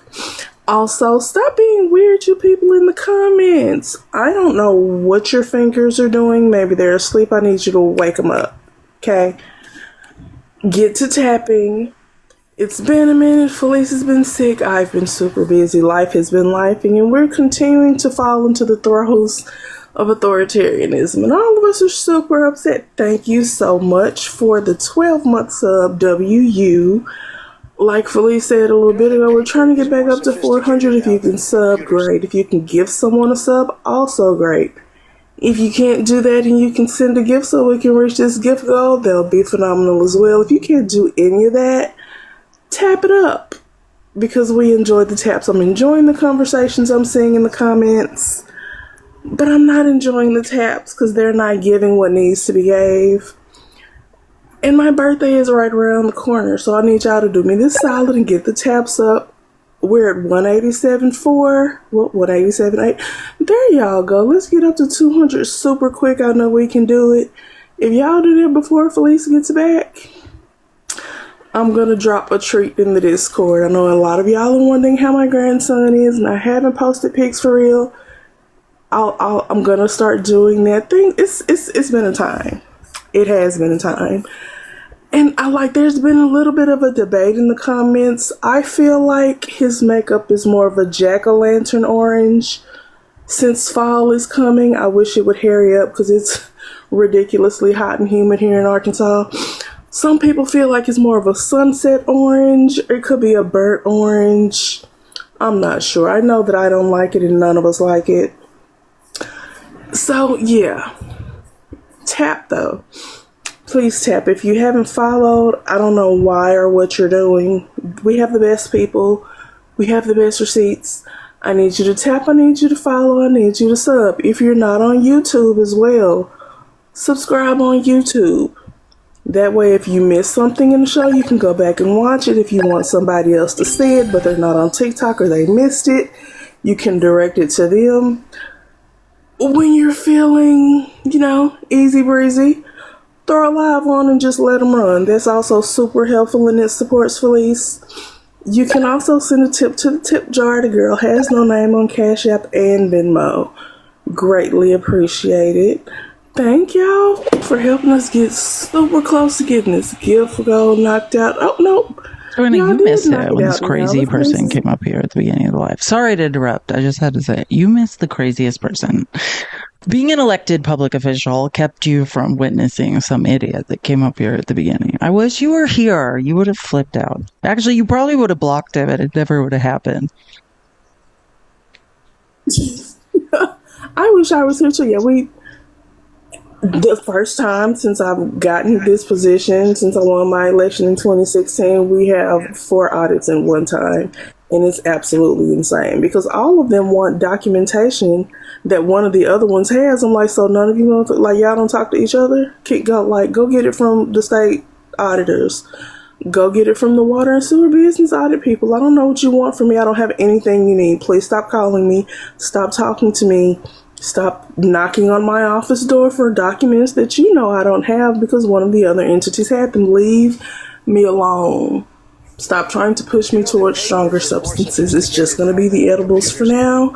But if they don't cut it out, there's always time for I know. I'm about to, exactly. We're all going to have to. No, don't. We need to say, well, even if, no matter what substances I use, I'm still be smarter. Like if every mediocre MAGA man on the internet banded together and somehow combined their brain intelligence, still, I could be on everything and still be smarter. It's not a challenge. You know what I mean? It's really not. Thank you for subscribing, by the way, B Bell's mom. Sorry, my cat was screaming and had, if you know my cat, Mr. Mittens, sometimes he sticks both paws under the door when I'm live and starts screaming. And that's his sign of either give me food or kill you. So I just had to feed Mr. Mittens and use the restroom real quick. I appreciate it, Joanna. Thank you so much for being. If you want to just stay up there and hang out, you can.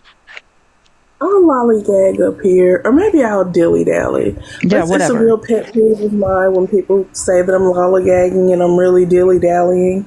I think that's an Arkansas thing. But yeah, we're at 374 subs. I'm going to ponder that later before I fall asleep. Once I am on edibles, I'm going to think about that. What is the difference, truly? It's something to think about.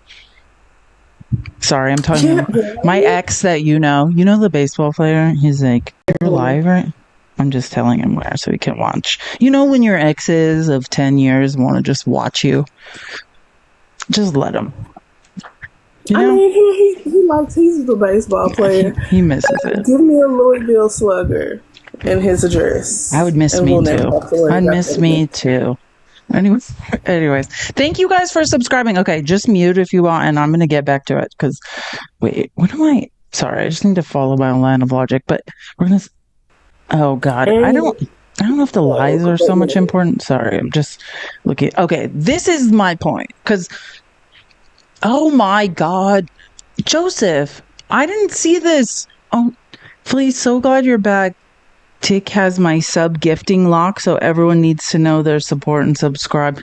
Joby, just thank you for the $80 on Venmo. Sometimes I forget like what your name is. Thank you so much for the $80 on Venmo, and that's always nice to see you. And thank you. You're so amazing. That was so kind. That makes me want to cry. Always Joby Please won. Change your gift though. I will. I'm going to play this clip because I just want to say, so there's a couple more clips where Trump's like, we're going to stop people from being unalived in Ukraine. You know who could stop people from being unalived in Ukraine? The person that invaded Ukraine and continues to leak radiation out of nuclear plants and, really using chemical weapons and unaliving children. Putin could. But I find it fascinating to watch the GOP attack the victim in every situation. And now that I say this, really watch. Like, I think when I say authoritarianism, because MAGA can't understand big words, is equal to gangsterism, basically. And it is. It's about blaming, projecting, like blaming a victim in every situation. Blame victim. Yeah, those brown people who we lured here to do jobs none of us wanted to do, we should punish them. We should get rid of them, even though they're the backbone of our economy. I can't read or do math, so I don't know that. Like, it's fascinating to watch. This is Fox News reporter Jackie Heinrich right when this meeting ended. Happened back there. It was just very unusual, atypical, and I think we're all awaiting, the readout because the way that it felt in the room was not good. It did not seem like things went well, and it seemed like Putin came in and steamrolled, got right into what he wanted to say, and got his photo next to the president and then left. Of course, that is only the piece of the picture that we have right now, and certainly President Trump, who is the host and who is the president, would not want to, I think, enable something that would make him look weak. But we are eagerly awaiting to hear the background on that. And I will also note that we didn't see any sort of scowls on the faces of the likes of Steve Witkoff or Secretary Rubio or any of the other members of the U.S. delegation. And I think had it been concerning, we might have seen something there. But just to paint a picture for you of in the room, how it felt, what we're wondering about, what we need to know to put the pieces together and fully understand what we all just witnessed. So this woman's like, hey, I'm just telling you, it looked like Putin just topped Trump, right? Like, meaning, in gay sex, right? I'm pansexual. There's tops and bottoms, right? Because in gay sex, everyone's the same. Gender, like there's tops and bottoms. And what she's saying is, hey, I just watched this and Putin came in the room, topped Trump. He was the bottom, took a photo op he's probably going to use to spread around the world and left. That is exactly what happened. And you could see her, like, she's hearing people in her ear midway be like, oh, but like, I guess other people didn't look upset. Like, and if you watch, this was immediately after this happened. And then the narrative on Fox 24 hours later was, oh, Putin dominated 10-10, nailed it. Everything's great. It's like, what? Putin walked in, got Trump on his knees on a red carpet, then took a photo op and left. Promised nothing, said no ceasefire. As not just said no ceasefire, but now Trump is agreeing with him. We don't need a ceasefire. That is the reality.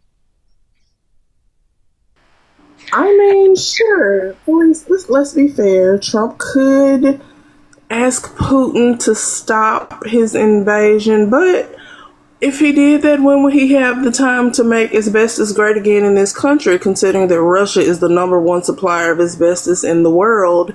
And what's more important? Us having asbestos back after Doge and Trump got rid of all of that funding for childhood cancer research, or ending the invasion in Ukraine? You gotta pick your battles. Do you think basically, I mean, this is the point, like the only way to stop Trump, and someone said this earlier and I didn't have time to address it, so I'm sorry, because I'd like to address good comments when I see them. Someone said, hey, what happened to the sanctions with Russia? Sanctioning Russia directly is not going to be super useful. We don't have a lot of our economies, as far, I'm obsessed with the global economy and how money moves around. Yeah, we don't have a lot of direct interaction with Russia's economy. So us sanctioning Russia directly is going to have minimal results. What we need to do is sanction places like India and China that are funding Russia's war, right? We need to, and that's the package of sanctions. Well, that is supposed to be debated in the Senate, but because John Thune is Trump's bee, he won't even allow the debate to happen. But that's what we need to do. We don't need to sanction Russia, because not a lot of economic wealth is moving between our countries directly. We need to sanction the people that are funding their war. But this clip I love. This was right after this meeting. I was like, thank you for just Lavrov, who's you could debate, is Lavrov number 2 or 3, right? Medvedev and Lavrov are Putin's 2 henchmen. Showed up in a USSR jumper, right? So not even talking about Russia, saying before we broke up the USSR, basically, this is how they're trolling the United States and Trump. But Trump is so dumb, he doesn't notice. U.S. soldiers laid out the red carpet for Putin. Putin got a private limo ride with Trump, probably much more, probably Andrew Jackson. Putin spoke at the first at the presser. So understand, when you're on U.S. soil, the United States president should speak first, and Trump was too busy getting back up off his knees. So Putin started speaking in Russian, and none of the reporters could hear or understand, and they had to get their translator ears in really quick, and they're like, what the F is going on? Putin lied without pushback. All Putin does is lie. I mean, then again, so does Trump. No ceasefire, no deal, no sanctions. Trump got played. But this is one of my favorite clips, just encompassing how bad we were embarrassed. This joint news conference was anything but. It was not a news conference. There were no questions taken by either leader. Brett, is it safe to say, since he didn't come out and say there's a ceasefire, a cessation of violence, that that is something we didn't get all the way there? I mean, I think they would have led with it. It would have been the thing that they would have led with, that we agree to a ceasefire. We didn't hear it. And I think that could be disappointing. Jackie, I was surprised no questions. I was surprised no details on what progress was made. I think you and me both, Brian, and everyone else in this room was also surprised. There were a few things that were very unusual. You had Putin come out and address the press first. I mean, we are on U.S. soil here. Usually it is the leader of the country, the host country of a summit, that speaks first and addresses the room in their language. But Putin started right off in Russian, and we all had to get our headsets on and listen to him rattle off this diatribe. There was something that he said that was a little bit alarming, I thought, that seems like some of the things that he has done in the past, setting up false flags and that kind of thing, saying that we hope that Ukraine doesn't do anything to sabotage the progress that we made today, knowing full well that Ukraine has agreed to a ceasefire unconditionally for the last several months, and it has been Russia that has not agreed to a ceasefire. There were some things that Putin said that are always cause for concern. When he references things like root causes, I know. It's always a reference back to his ultimate goal of taking all of Ukraine. It did not seem like things went well, and it seemed like Putin came in and steamrolled, got right into what he wanted to say. root causes. That's Putin. Like when I said, if you ever listen to the entire Tucker Carlson interview where Tucker's like, I gotta get out of here. I hate this. Like, I need this to stop right now. That was because he sat through 4 hours of Putin's root causes speech. Putin has been doing this for like 4 decades. I've heard it so many times. I could almost recite it for you. But the reason I'm just pointing out when she's saying root causes, and they're like, yeah, he started saying something crazy. That is Putin's he could do 4 hours and longer. Tucker Carlson's like, I have to leave. Please stop talking to me. And he's like, I just got going. That is his complete made up non-factual history of why he deserves not Crimea, but all of Ukraine. So when you hear Trump being like, Putin said there never would have been an invasion if I won the 2020 election, that's just Putin playing Trump like a fiddle. Like, Putin has had plans before Trump ever considered politics, when Trump was busy hanging around Epstein in New York. This is something that has been years and years in the making for him, much longer than Trump existed in Putin's sphere, even before the 80s. This is something Putin believed in, that they deserved all of it, not part of it, and they want to reunite the USSR. That's why Lavrov, one of his main lapdogs, was in a USSR jumpsuit. They are trolling the United States and our lack of knowledge. Well, Trump dismantles the Department of Education and makes everyone dumber. Oh, I should not play that. That's not. I want to go over really quick, after this speech happened, people's reaction, which I thought John Bolton, which I always tell his story because I find it fascinating and just a level set. Like when George W. Bush was president, he always used to say, thank you for the gifts. He always used to say, like, God, John Bolton is a psycho. I cannot, John Bolton's here on this side. He's like, John Bolton's a psycho. I cannot work with this guy. Like, I'm scared of him. And John Bolton was like, I can't work with Trump. He's a psycho. Like, just to give you an idea of like, Bolton is like, Trump is an insane person. And George W. Bush is like, get John Bolton away from me. That guy's insane. Putin achieved most of what he wanted. Trump achieved very little. And I will say one other thing. I thought Trump looked very tired up there. I mean, very tired. Not disappointed, tired. And we'll have to reflect on what that means.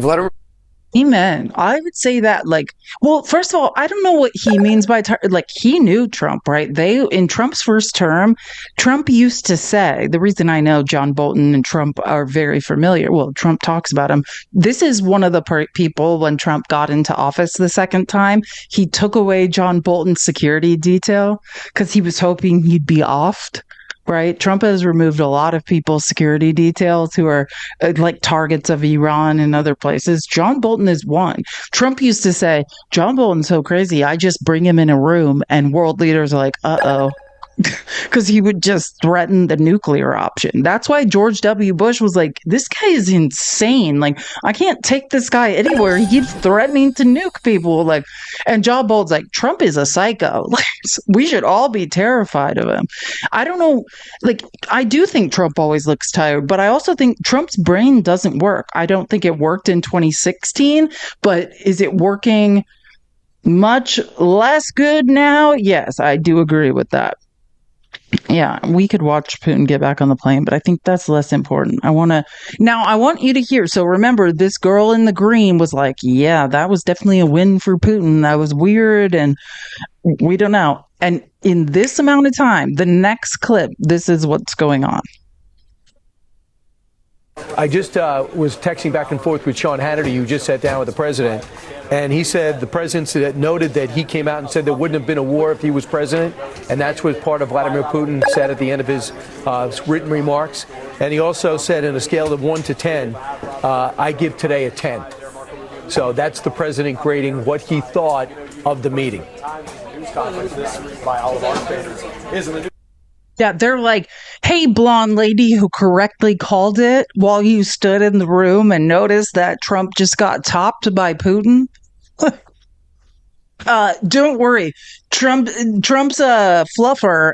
I talked to Sean Hannity, Trump's professional full-time liar and fluffer, and he said Trump nailed it. So you're wrong. Like, okay, weirdo. Everyone, let's keep tapping the screen. We're almost at 300K. Amazing job. Keep tapping the screen. Tapping is clapping. I appreciate you all. Share the live with people. Trust me. And this is only going to get, I was about to say better. Yeah, I wish that was going to happen. It's only going to get worse. I'm not kidding. If you want, and I'm just saying, this is the New York Times. You guys know, like, if you want to read like an actual play-by-play, if you think, MAGA, you can't read, so this is not for you. This is for people. Oh, wait. If you can pay for a New York Times subscription, you can listen, MAGA. So even though you can't read, there's a chance you could understand the words in this article. If you think I exaggerated anything, if you think I'm lying about how much Trump humiliated us, this is a play-by-play of what happened there. And I promise you, I have understated the humiliation that Trump caused us. I actually was planning on reading some of this article just in case, just to really hammer home the full level of humiliation that happened in Alaska. But I just don't have time because I have so many other things to get to. But I would say if you think I exaggerated one thing about how humiliated we are now on the world stage, I would just say, here's a great article. And MAGA, again, you can listen, don't have to even know how to read if you're illiterate. And that's the irony of white males not being able to read, is like, I've recently been going on a deep dive into the civil rights movement as I watch like Trump dismantle civil rights in this country. I've been trying to refresh myself about the Reconstruction period and the civil rights movement, just so I can speak very effectively to how horrific, to like the Holocaust that was slavery in the United States and what happened after to try to continue keeping Black people in this country from upward mobility. And like, hey, MAGA, this is my message to you. And I know, I'm going to try to use small words with as few syllables as possible. You have been given every opportunity to learn to read and to add and to divide and to multiply. There's no excuse for you all being as dumb as you are. Period. That's it. You should be ashamed that you can't read or don't like to read or are confused about how to read. You should be ashamed of it. There's no excuse for how dumb you all are. The most educated cross-section of people in America are Black women. And throughout time, every single thing that could be done to stop Black women from upward mobility has been done to them. And still, you are dumber than they are. They are the smartest people in this country. The people that have been held back the most somehow are now the most most educated cross-section of America. There's no excuse for your idiocy or you coming into my lives when I start them being like, I don't know, like Donald Trump said, Russia, Russia, Russia. Read something. Please read something. We do not have time for your idiocy. You have been robbed. So if you care, and I'm just saying this because I've thought a lot about it. The only thing MAGA cares about is money. You got robbed. You are continuing to be robbed.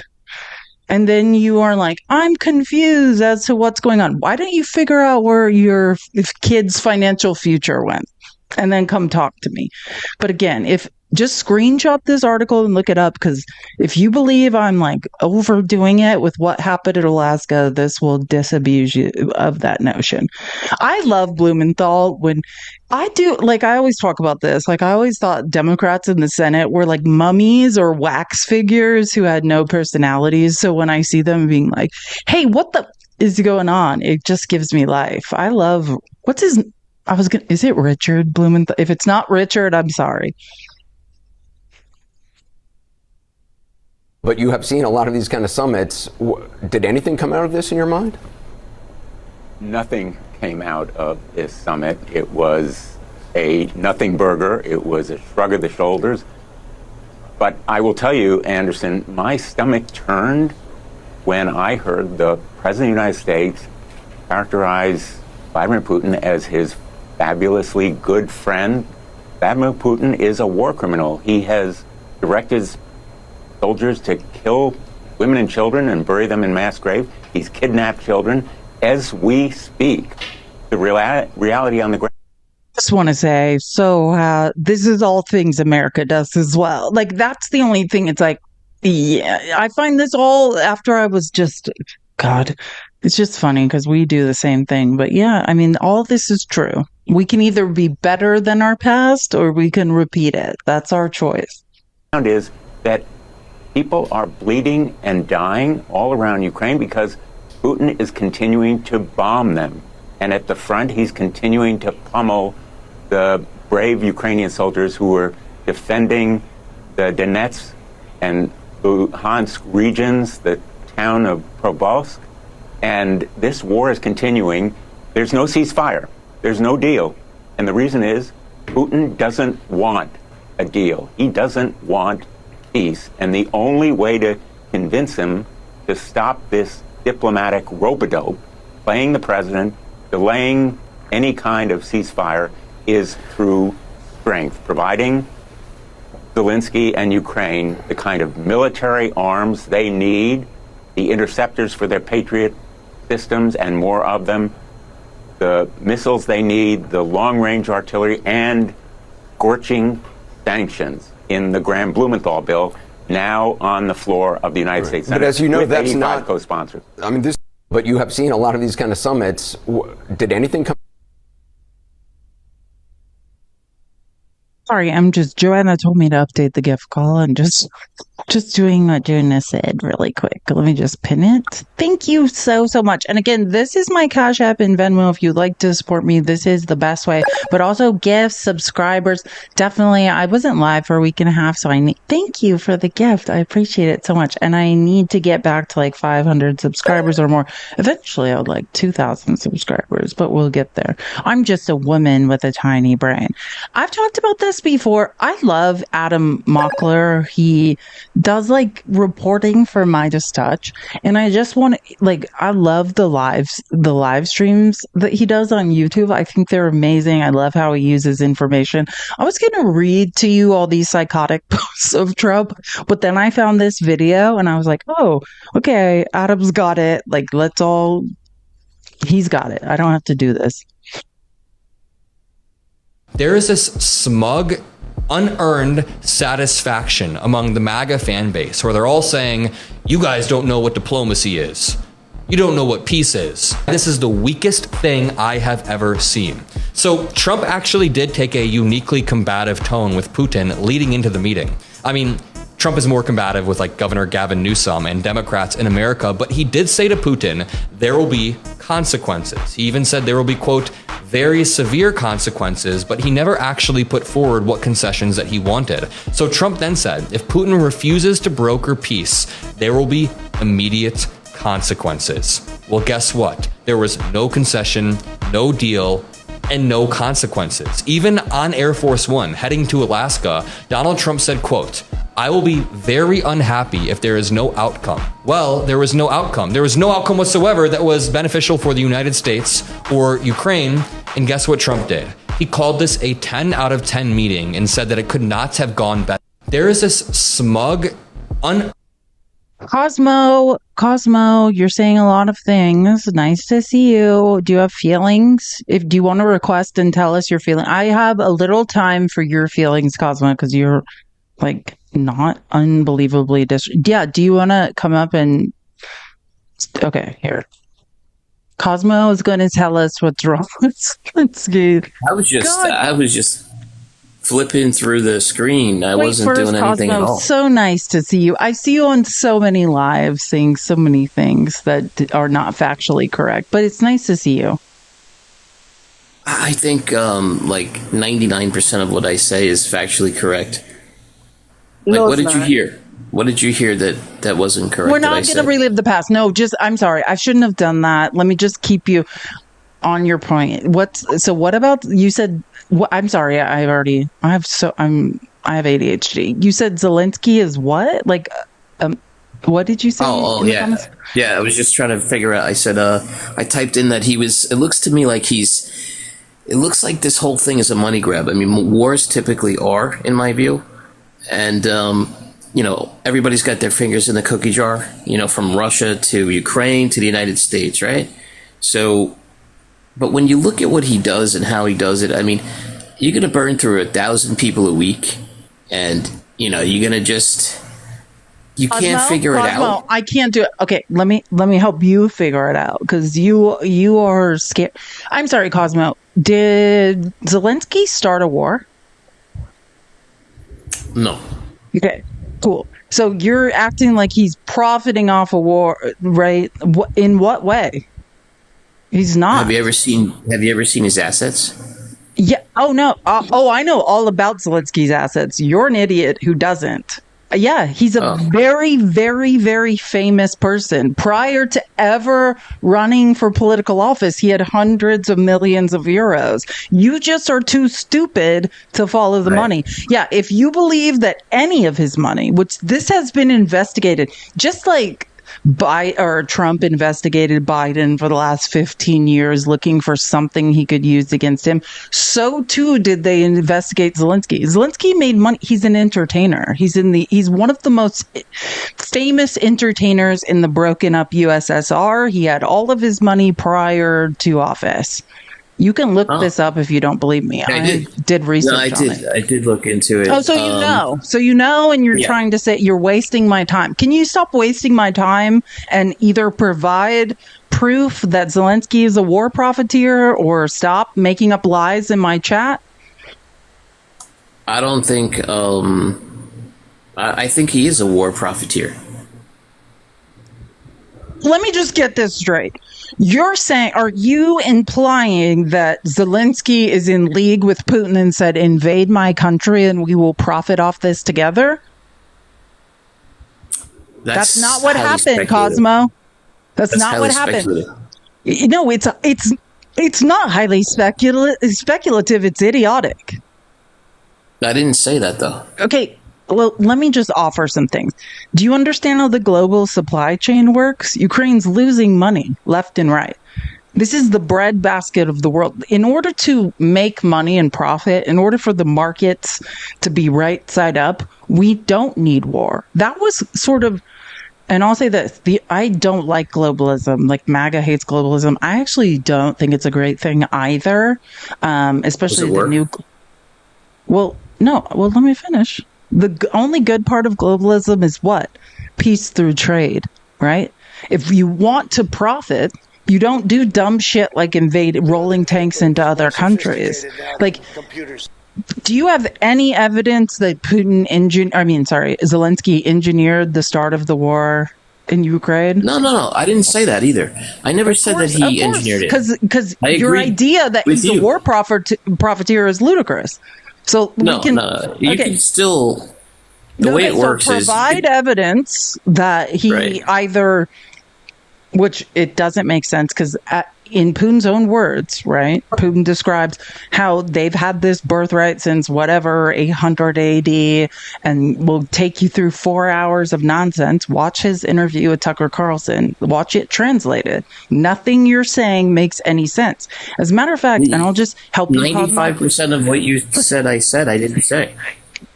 No, you said that Zelensky was a war profiteer. Yes, I do believe that. Okay, so provide evidence of that. I think that, he was a wealthy man coming in, and I think he's a wealthier man today.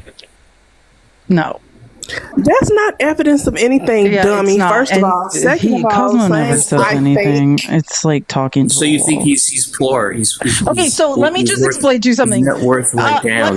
Let me help you. So you're saying if you were a wealthy man before, and due to whatever, your unrealized capital gains, you become wealthy, then you're complicit in a crime. Wealthier, you're complicit in a crime because you're describing only if that's Donald Trump. Describing.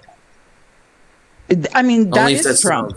That's Trump. Stop. That's no, wait. It's Trump. It's Putin. No, I'm making a simple thing that you're not even getting my point.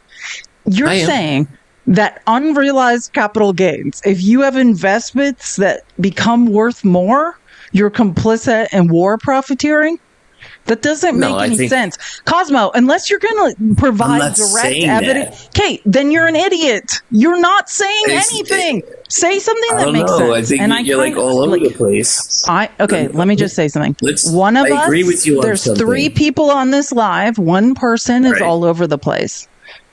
I told you I agree with you sense. I agree with you on something. You just come on lives and you're like, oh, I had some feelings. Like, I'm going to throw them up on the internet. Yeah. Feelings. Do you have evidence? Feelings.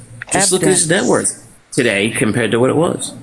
We asked you for evidence, and the first thing you said was, "Well." And by the way, his net worth has not grown. I look it up.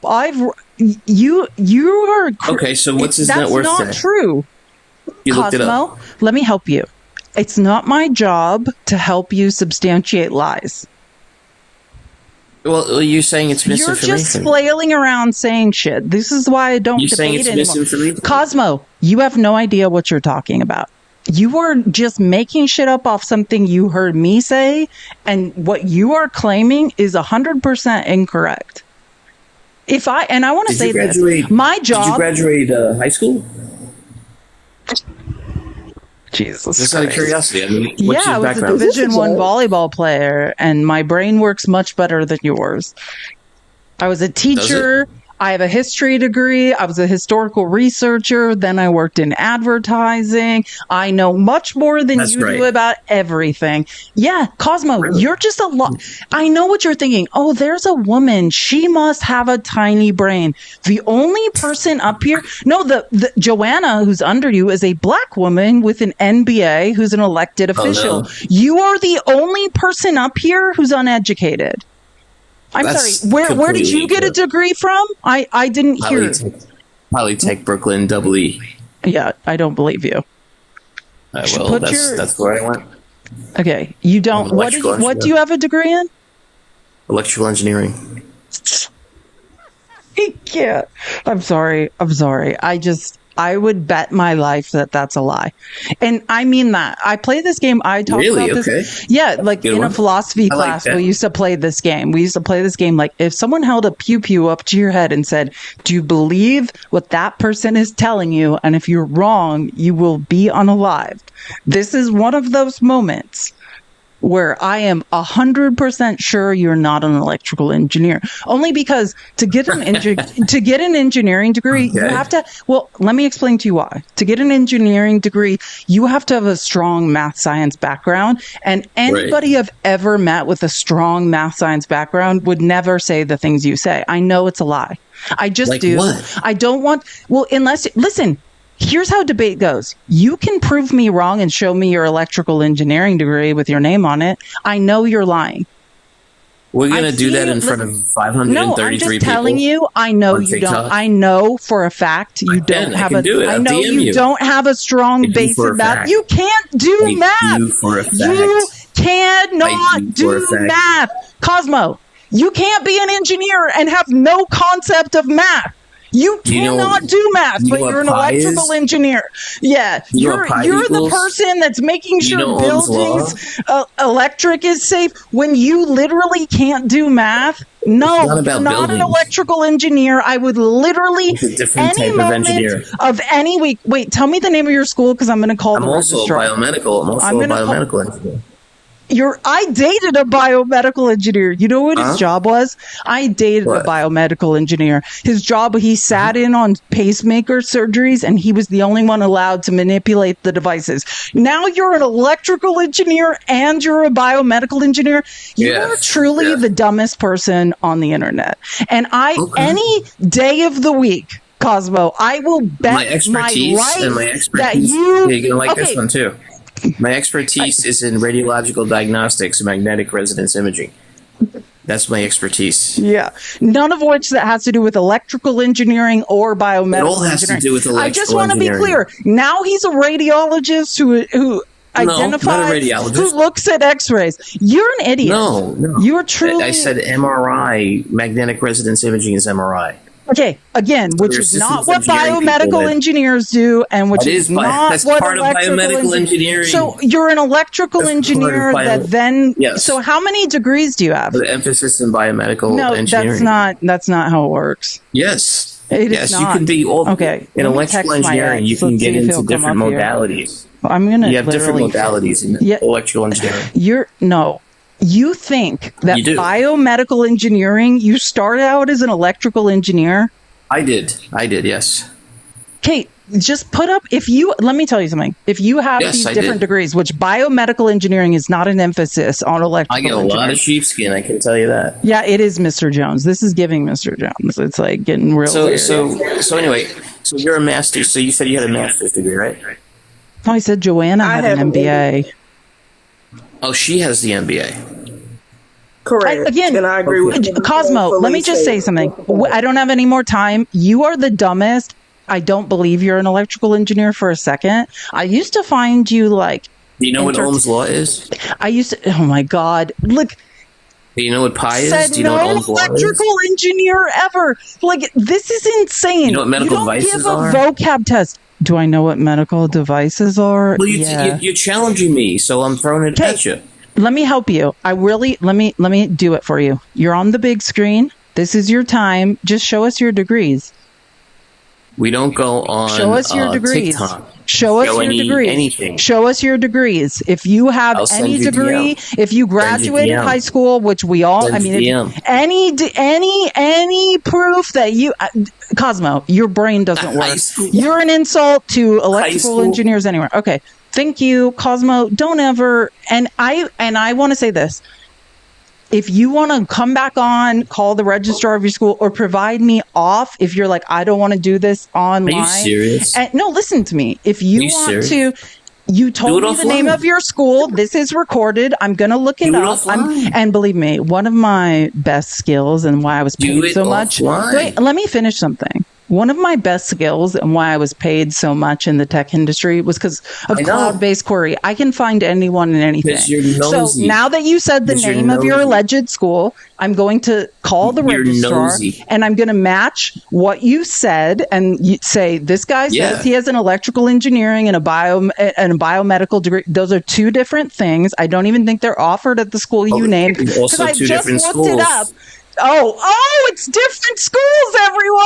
Because I looked up the school and you are a fucking liar. You are a liar. No, that's not lying. Everyone turns out not the school he named. Can't get both those degrees at the school he named because he's a pathological liar. You're such a pivoter. I'm pivoting because you're a pathological liar. Like you're because losing I looked it. up the name of the school and the degrees you're listing aren't offered, and now I'm a liar. You're a liar. You lied, Cosmo. You're like wacky. Yeah, I'm so wacky. Pivoter so wacky when you're like when you just Google the degrees and the name of the school that someone says they got, and then that school doesn't offer those degrees, and then I'm what? Yeah, you said you got these degrees at a school, and then I just Googled the school, and then I looked up the degrees, and they're not offered there. So yeah, I mean, I must be wacky, or you're a pathological liar. Yeah, Tic Tac's here. He's a rocket surgeon. Let's all name random schools and claim weird degrees we have. I'm a brain surgeon, and I did date a biomedical engineer. And for him to claim that he's an electrical engineer and a biomedical engineer, I just want you to know how diametrically opposed those are and how much time it takes for each of those. And then not just once you get the initial degrees, but to advance in those degrees and how you need to, there's learning after that to get paid more and more. And it's an insult to every single person in those two fields that weirdo claimed he was part of them. I'm sorry. Yes, there we go. We have a giraffe stylist. That's actually way more believable. That's way more believable. And it sounds super duper interesting. Let's all make up our fake careers, Cosmo. Cosmo, just be a normal person. You don't have to lie. That's just so. And I want to say this because I value. engineers and intelligence and the time it takes to get to those degrees. And I know a lot of people that have them. And Cosmo, I just want you to know, for your own sake, no one would ever believe you are those things. I mean, I know electrical engineers. They don't speak like you, honey. You are lost. Exactly. I also am a supermodel. We are in hell. We are in MAGA believes that they watch Trump live. They're like, yeah, I'm awesome too. It's like, can someone kill me now? Not knowing the difference between your and claiming to be a biomedical engineer is peak insanity. Thank y'all for the taps. We're almost at 300K, although we should have been there. I know that Cosmo annoyed the living bejesus out of us all, but let's get those taps up. We're on the road to 400K at this point, and I know that we can get there super duper quick. But yeah, Cosmo, cut it out. You also can't spell awesome. So yeah, you can't spell. You have no comprehension or science reasoning. Like you're an idiot. You're a complete idiot. My grandson, who isn't even 6 months old yet, can probably comprehend things better than you. You're a moron. Please leave us intelligent people alone. He said, I'm a biomedical engineer, and I described to him the biomedical engineer's job that I dated. And he goes, when he was trying to prove later, like 2 minutes later, that he was a biomedical engineer, he goes, do you know what a medical device is? It's like, I just explained to you what a medical device was, the guy I dated in his job, and that he manipulated that device in surgeries, and no one else could report that, no one else could touch that device. And then literally it's like, do you know what a medical device is? Yeah, I spent 3 minutes explaining to you an example of a medical device and how I knew a real biomedical engineer what is true. God bless him. I'm sorry. I'll never make that mistake again. I think I just I had a conversation with him once where he was less annoying. Like, he was just more genuine. I think he feels sometimes like he has to do some weird show or something that's super annoying. I don't know. That was weird. I remembered him in my head as different. That's what I'm trying to say. I didn't mean to make. And it's not getting him anywhere because he still only has 38 followers. So what is it profiting you, Cosmo? Maybe it was with Pickles. Pickles makes people be calm. I don't know. I feel like once I had a conversation with him where I was like, okay, this is normal. Okay, I want to show these clips because a lot of that we wasted a lot of time. I want to show this interview with Senator Chris Murphy from Connecticut talking about what Trump was up to this weekend, because I think this is a good level set.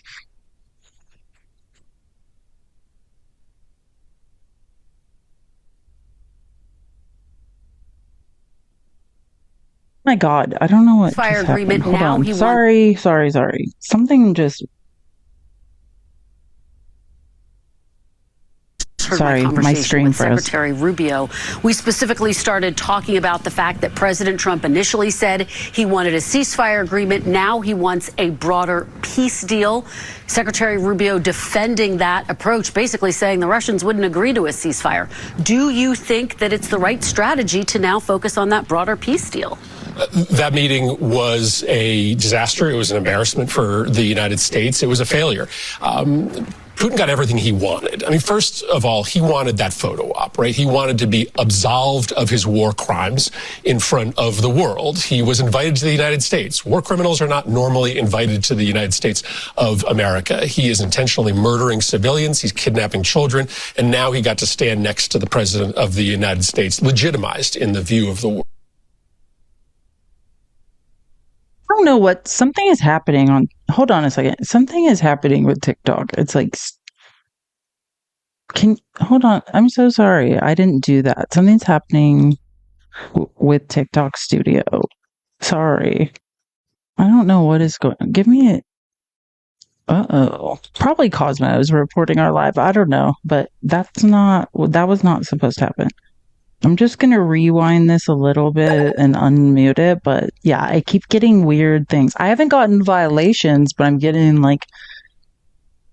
things are just shutting down. Criminals are not normally invited to the United States of America. He is intentionally murdering civilians. He's kidnapping children. And now he got to stand next to the president of the United States, legitimized in the view of the world. Second, he didn't have to give up anything, nothing. Right? President Trump said he wanted a ceasefire. It appears the ceasefire wasn't even seriously discussed. And then third, there's no consequences. Trump said, if I don't get a ceasefire, Putin's going to pay a price. And then he walked out of that meeting saying, I didn't get a ceasefire. I didn't get a peace deal. And I'm not even considering sanctions. You heard Secretary Rubio downplay sanctions. And so Putin walks away with his photo op with zero commitments made and zero consequences. What a great day for Russia. What about, heard my conversation with Secretary Rubio. Hey there. I don't know what is happening. Sorry. I just that was that whole clip. And I don't know why things are stopping playing or resetting or whatever is happening right now. I don't know. But yeah. Okay. I love Chris Murphy and I think he has great points. And I have I think 2 or 3 more clips of him. And I think he's so great. What about the argument that you heard Secretary Rubio make, which is he said he doesn't think that sanctions would make a difference in terms of forcing a ceasefire agreement? Does he have a point? I mean, after all, we have seen President Putin continue this war, dropping bombs relentlessly, despite the fact that there have been all of these sanctions imposed against him. So he is right that sanctions have not had any practical impact thus far. But that is in part because our sanctions are directly levied on Russia. And there's very limited economic relationship between the United States and Russia. These next sanctions that we're talking about, that Congress is considering authorizing, are actually secondary sanctions, sanctions that would make it hard for Russia to continue to do business with countries like China and India, who are essentially funding the war. So this next set of sanctions could be much more impactful. The problem is, in the Senate, the Republican leader won't even bring up a vote, a debate on this bill, because Donald Trump doesn't even want a discussion about these sanctions because he's so worried that it might upset his great friend Vladimir Putin. What is most impactful and what will be most impactful on this war are more weapons for Ukraine. And here's where Putin has the upper hand. So long as Trump is still opposed to continuing to arm Ukraine, Putin knows that it is just a matter of time before he can gain the advantage. So Putin walks away from the summit with no economic sanctions, with no sense that Trump is going to continue to send weapons to Ukraine, and essentially a green light to continue the war on his terms. Let me ask you about what about the argument? For God, is Cosmo still here? Could somebody, Cosmo, you have to go on. Can someone put Cosmo on a timeout for this? Cosmo, your brain doesn't work. We don't have time for it. Cosmo, I liked you. You're the one that had to come up here and make up a bunch of weird stories that had nothing to do with anything. You stick to the point. You are time for quiet now. It's quiet time. You can be quiet. And then, let's not talk about your past next time. Let's talk about facts and numbers about the future or the present. I think that's good. But Cosmo, I like you. It's just, you're not making any sense. Okay. Oh yeah, this is a good one too. Trump was asked what his message will be to President Zelensky on Monday. He said to make a deal. What is your message to President Zelensky heading into these high-stake talks tomorrow? Well, I mean, listen, I would love to tell him that there is still a bipartisan consensus to support Ukraine in the United States Senate. But as I mentioned to you, we actually have a very tough sanctions bill that gives the president the ability to levy these new sanctions against Russia. But the Senate leadership won't even bring it up for a vote. Why? Because in the Congress, the Republicans essentially work for President Trump. And if President Trump tells them that his #1 priority is to keep Vladimir Putin happy, not to actually levy the kind of sanctions that would create a realistic negotiating table, Senate Republicans are going to listen. So this is a really dangerous moment because Senate Republicans, House Republicans are not willing to support Ukraine if Donald Trump won't give them the green light. And as you saw coming out of that summit, it seems that Trump's #1 priority is just keeping his friend Vladimir Putin happy. Let me ask Amen. I mean, that is the point. That's the reality of what we're dealing with, right? Like Trump has neutered the legislative branch, which is the largest check against the executive branch. While we all watch, Republicans are sitting there saying, sure, do whatever you want. We'll support you. We're terrified. And I read Capitol Hill blogs. Republicans don't agree with Trump. They're just too scared to oppose him. They think he will use billionaire money and primary them. Oh, this is my favorite, which I think it's time to get into this. Like, I know everyone's like, oh, DC's been invaded or going to be invaded by the National Guard, which let me just say, this is the next distraction from Trump being a creep in the Epstein files. Like, he needed to change the channel and he's trying desperately to change it. That's why he started in LA. Like, posse comitatus has been violated. And you guys know, numbers are my favorite. Crime numbers are my favorite. Like, I love math. Let's talk DC crime numbers and how great they're doing bringing crime down every day of the week. Trump just is an idiot who can't count. Like, yeah, pretend DC has a crime problem when crime has dropped literally 50% in the last 2 years. Let me ask you about what is unfolding here in the nation's capital. Federal troops patrolling the Capitol under what President Trump has called a crime crackdown. Republicans, as you know, have long tried to brand Democrats as being soft on crime. If you look at the polls, actually, Republicans get higher numbers when it comes to the public trusting them to be tough on crime. Do you think, and what is your message to people in the Capitol and elsewhere who buy into this argument that President Trump is making, that these cities are unsafe in part because of Democratic policies? Well, first, let's just look at the actual numbers. In Washington, D.C. and all across the country, crime was going up during Donald Trump's first term. And when Joe Biden became president, crime started to come down. In fact, it's been coming down precipitously in Washington and in cities all across the country. So it's just not true, the allegation that they are making. What's happening here in Washington, D.C. is just a stunt. Donald Trump didn't like the fact that the walls were closing in on him, that his own base was questioning why he wouldn't release the Epstein files, why he was protecting very powerful people. He didn't want to talk anymore about the fact that our healthcare system is about to collapse because of the cuts that they have made, that premiums are going to go up by 75% on Americans. And so, true to form, he just decided to create a new news cycle. Nothing different is really happening in the United States Capitol today. Crime will continue to go down whether or not there are U.S. Troops here, National Guard troops here. He's just trying to distract from the stories he doesn't want Americans to be talking about. My God. And I'm sorry, I didn't see you said it, but someone asked, like, who is talking? This is Senator Chris Murphy from Connecticut. And I love, like, the new energized Gavin Newsom. Like, I just got a little confused with Gavin when he did that weird talk show where he was like fluffing Steve Bannon and Charlie Kirk. But now that the new Gavin is back, that's the old Gavin that I was like, this man has like a photographic memory and can dismantle anyone in a debate. It's good to see that guy back. But like, if Gavin isn't presidential, this would be my guy, Senator Chris Murphy from Connecticut. Like, I think Chris Murphy is the best of the best in the Senate. And I never even knew until they all became influencers. I didn't know how much I liked him.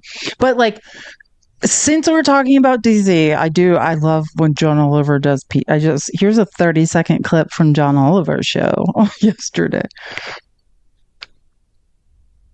While Trump talks of bloodshed, bedlam, squalor and worse, homicides in DC were actually down 32% last year and are down another 11% this year, on top of which the city's official violent crime rate in 2024 was the second lowest reported since 1966. But obviously, crime stats don't matter to this administration. This is all about a show of power, just like it was in June when Trump deployed the National Guard to LA on similarly flimsy pretenses. And he's already warning he may do the same in New York, Baltimore, Chicago and Oakland.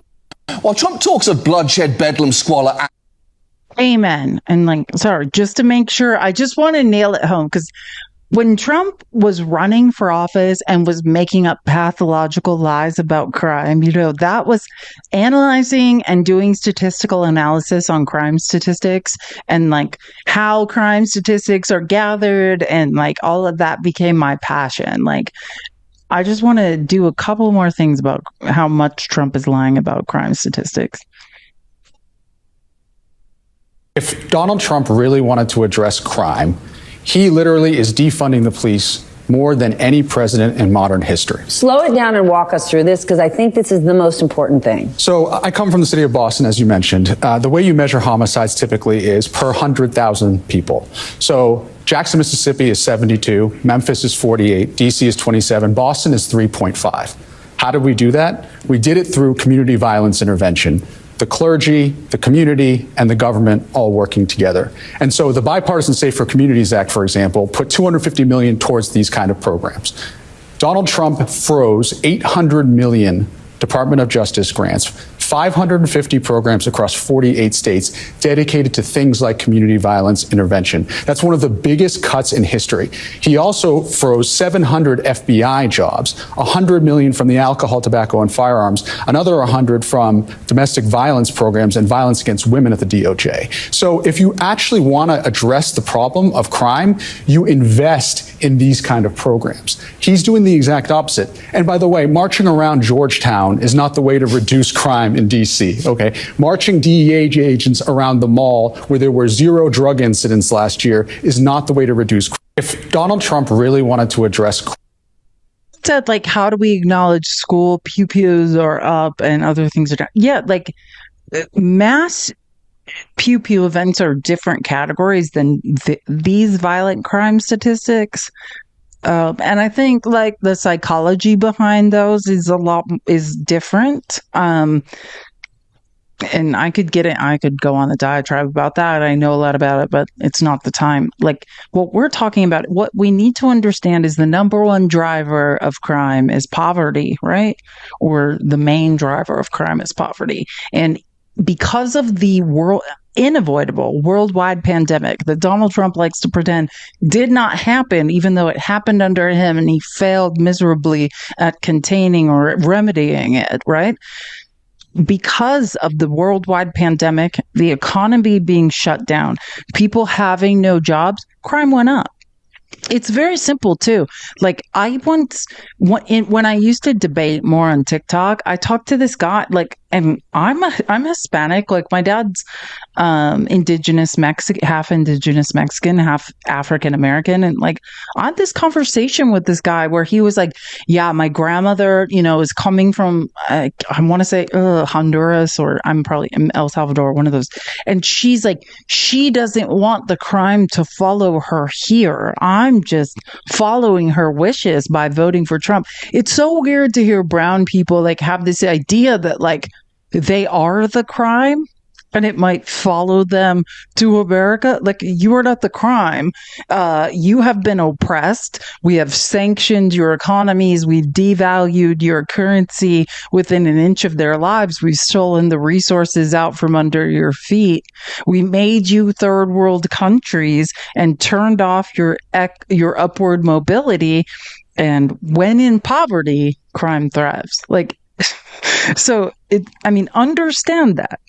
Right. And when we provide upward mobility, crime stops. When there's access to education, when there's access to job training programs, when there's upward mobility available, crime stops. That's the fact. Crime is a last resort, but if you have to, you're going to.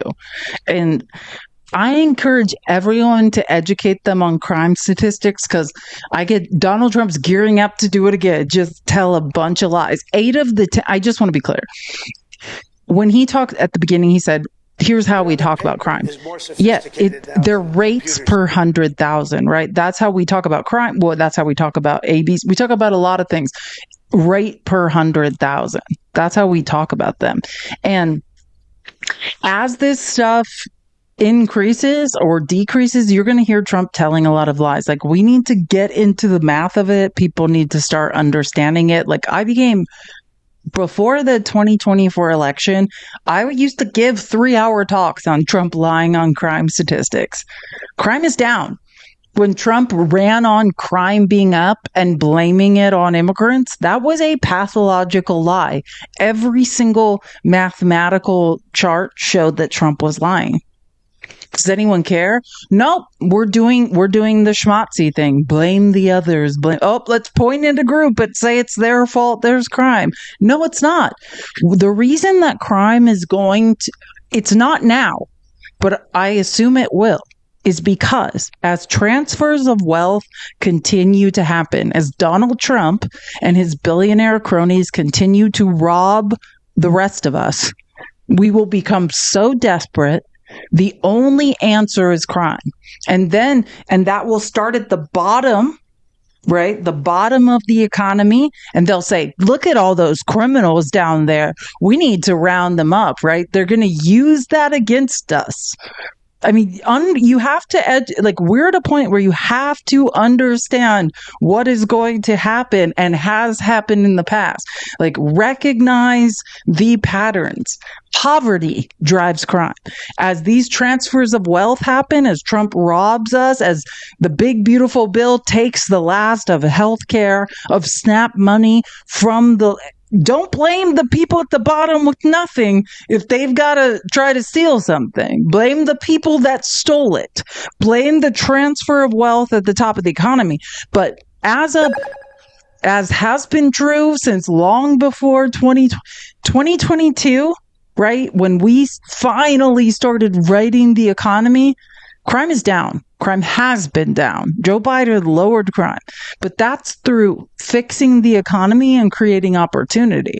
You create opportunity, you lift people out of poverty, and crime goes down. Period. Oh my God. Fiona Hill, who is the foremost expert on Putin. I mean, and it's a woman, so I know, MAGA, just close your ears. A woman that is 1,000 times smarter than you'll ever be is about to speak. But this is the foreign intelligence security expert on Putin.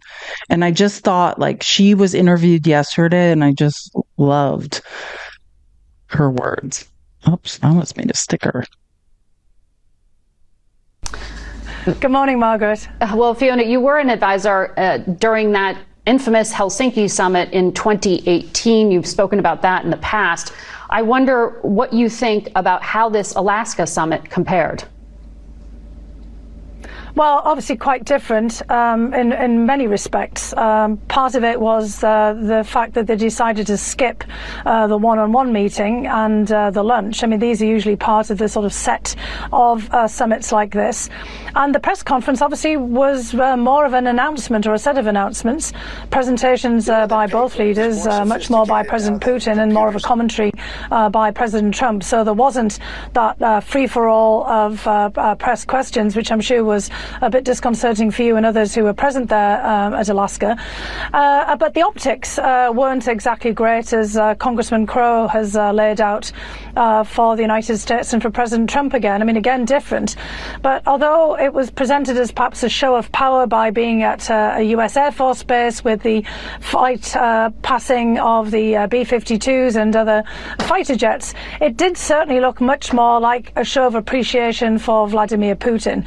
And so the optics were really much more favourable to Putin than they were to the United States. It really looked like Putin had set the agenda there, the narrative, and in many respects the tone for the whole summit meeting. Well, I think it looked like. I think that's pretty factual. Exactly. Well, look, this is Vladimir Putin, as usual, trying to manipulate US domestic politics. I've seen him do this over and over again, including at Helsinki, when he set the president off, not in the press conference, but before that, in a whole diatribe against his political enemies, because Putin deliberately asked him about this. So Putin knows that President Trump wants to have an acknowledgement of his self-assertion that the war wouldn't have happened had he been in the presidency. And so Putin's giving him something that plays well for President Trump in his own domestic environment. It doesn't play well in the international environment, where people know things are much more complicated, but it's basically a gift and a concession to President Trump himself. And Putin wants to sow chaos in the American electoral system ahead of the midterms. So of course he's laid into this whole issue of mail-in voting. And President Trump asserted in his Fox News interview that there are no countries in the world that allow mail-in voting. Well, Russia allows mail-in voting. And if everybody wants to go out and look, they can look for themselves. In 2020, President Vladimir Putin signed into law Russians being able to vote by mail and also on the internet. And more than 30 other countries also allow some forms of mail-in voting. So it's just not true that other countries, including Russia, don't use this. It's a pure, blatant piece of manipulation. And that's the kind of thing that Putin likes to do. And of course, thanks for subscribing on Julie. You're the best. Wait, why can't I see the subscription? I don't know what is going on. I might need to read. I can't see the subscription. I don't know what is happening. Sorry, I don't know. TikTok Studio is acting real weird today. I did not re-download it actually before I started this. But notice what she's saying. Mail-in voting has been legal in Russia since 2020, but mail-in voting's evil. Because what happened, right?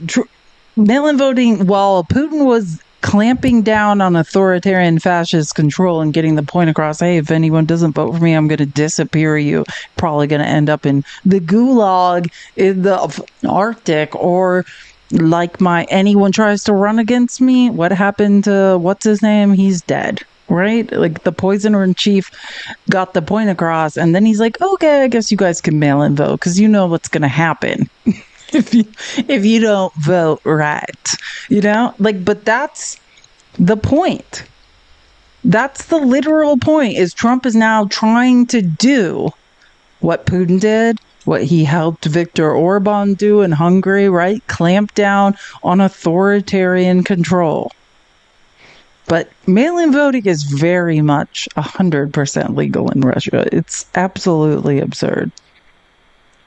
I don't know. God, this is Trump today, right? Like, I was filming all the Zelensky stuff, which was so embarrassing. Like, we are embarrassing as a country. But I thought it funny when it was almost like all these European leaders and like Zelensky and Trump are getting together for like a high school photo. And Trump is like caught on a hot mic being like, I think Putin wants to make a deal. That's what you said for the last 2 years.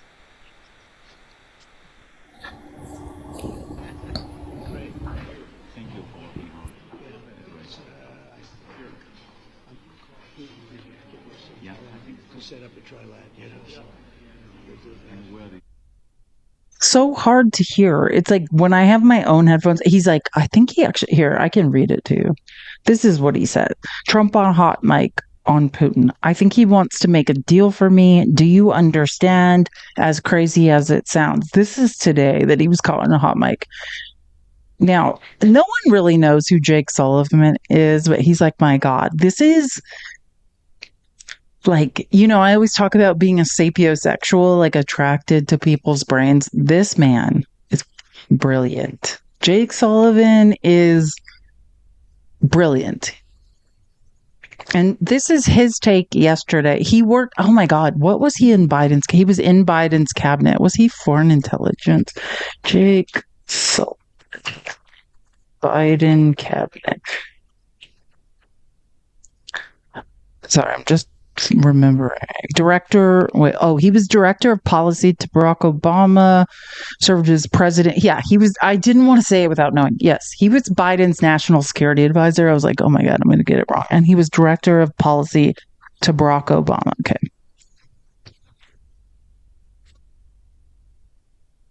One of the things he says is that Putin was already on the world stage. President Biden rather, you chose never to meet with Vladimir Putin. Why not? Look, we had many different contacts with the Russians over 2.5 years, and we concluded, based on those contacts, that Russia was not in a position to come to the table in a serious way to end this war. And so we didn't want to set up a summit where we were literally rolling out the red carpet for Putin in America to have him come and walk away and continue the war without any clear and convincing outcome of the summit. So we didn't think that was possible. And having just watched Alaska, I think our judgment on that was correct. Now, does that mean there shouldn't be diplomacy with Russia? Of course not. There should be. Does it mean that a summit should never take place? a summit would be fine, but it's got to be properly prepared to produce an outcome that the American president can articulate in advance and produce in the aftermath. The outcome that this American president articulated, a ceasefire or consequences, he did not produce. And that is why I think we find ourselves in a difficult situation today. But Martha, this isn't over.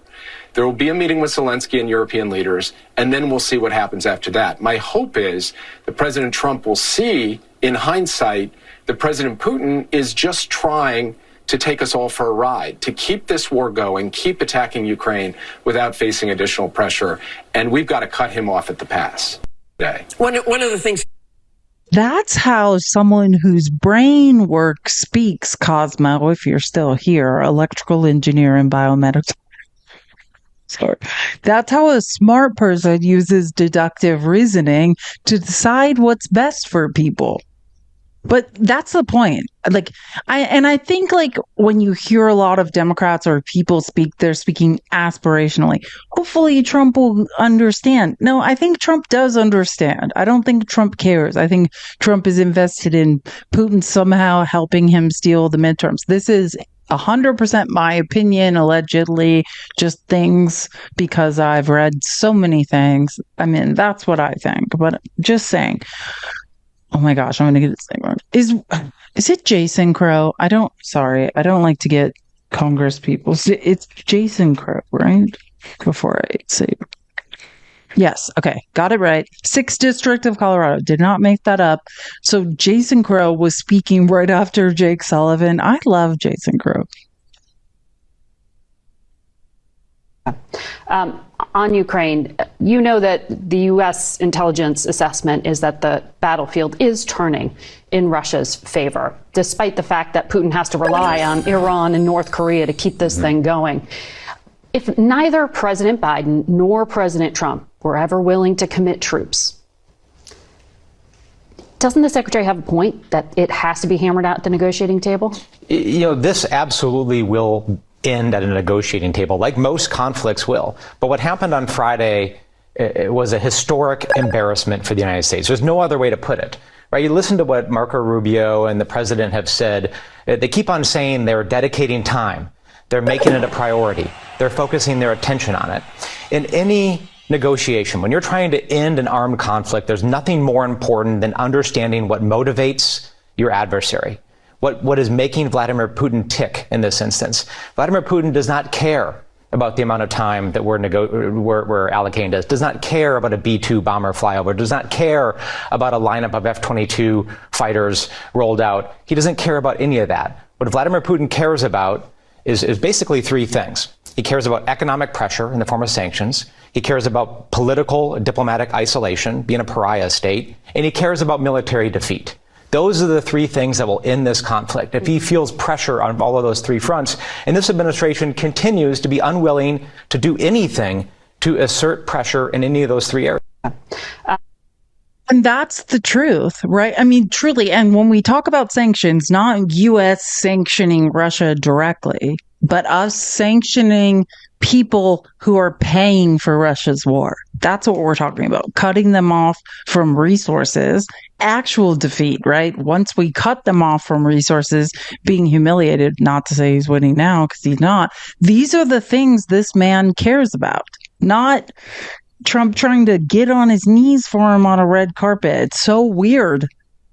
Thank you, guys. Keep tapping the screen. Share the live in the bottom right-hand corner if you would like to subscribe. I'm trying to get back to 400 subscriptions. That's the yellow star in the left-hand corner.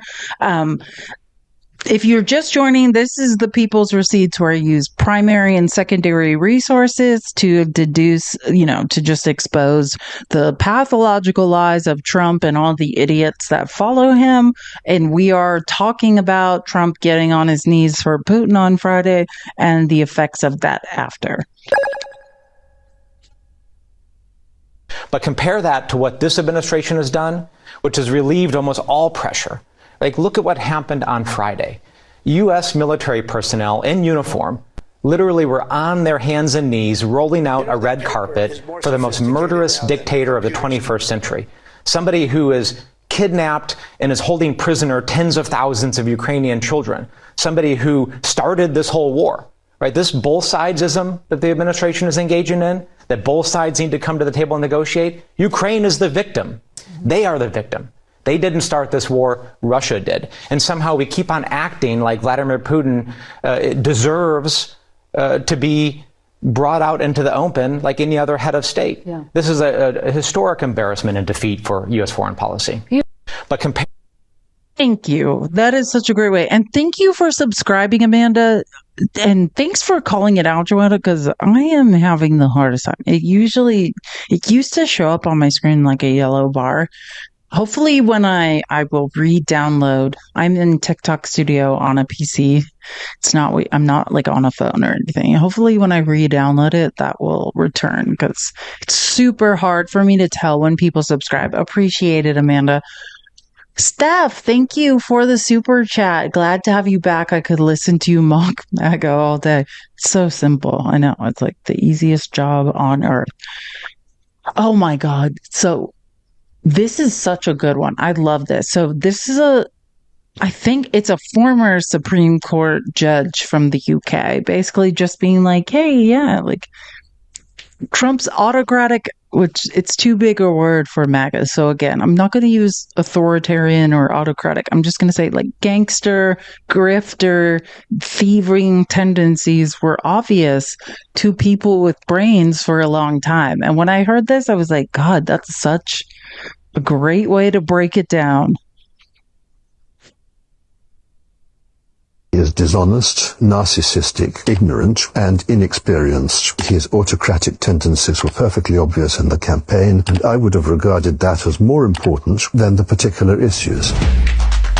There are many factors which determine the choice of a president, and it seems to me that those who voted for Donald Trump were being rather selective in the factors that they regarded as important. To my mind, most of the things that a president will have to deal with in the course of the 4 years in power will not have been predictable at the time of his election, and a great deal of importance therefore attaches to what sort of person he is. If I was an American voter and I entirely agreed with all of Donald Trump's policies, I would still have voted against him because, as a personality, he is dishonest, narcissistic, ignorant, and inexperienced. He has a devastating capacity to immunize himself from any kind of advice. His autocratic tendencies were perfectly obvious in the campaign. A devastating capacity, because MAGA, you can't even understand what this man is so intelligent. MAGA has no idea what they're listening to.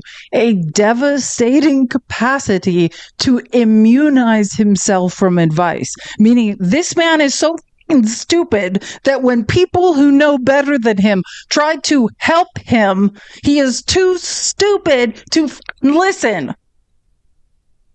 We are the laughing stock of the world. And you guys are like, well, it makes sense to me. Yeah, because you're stupid.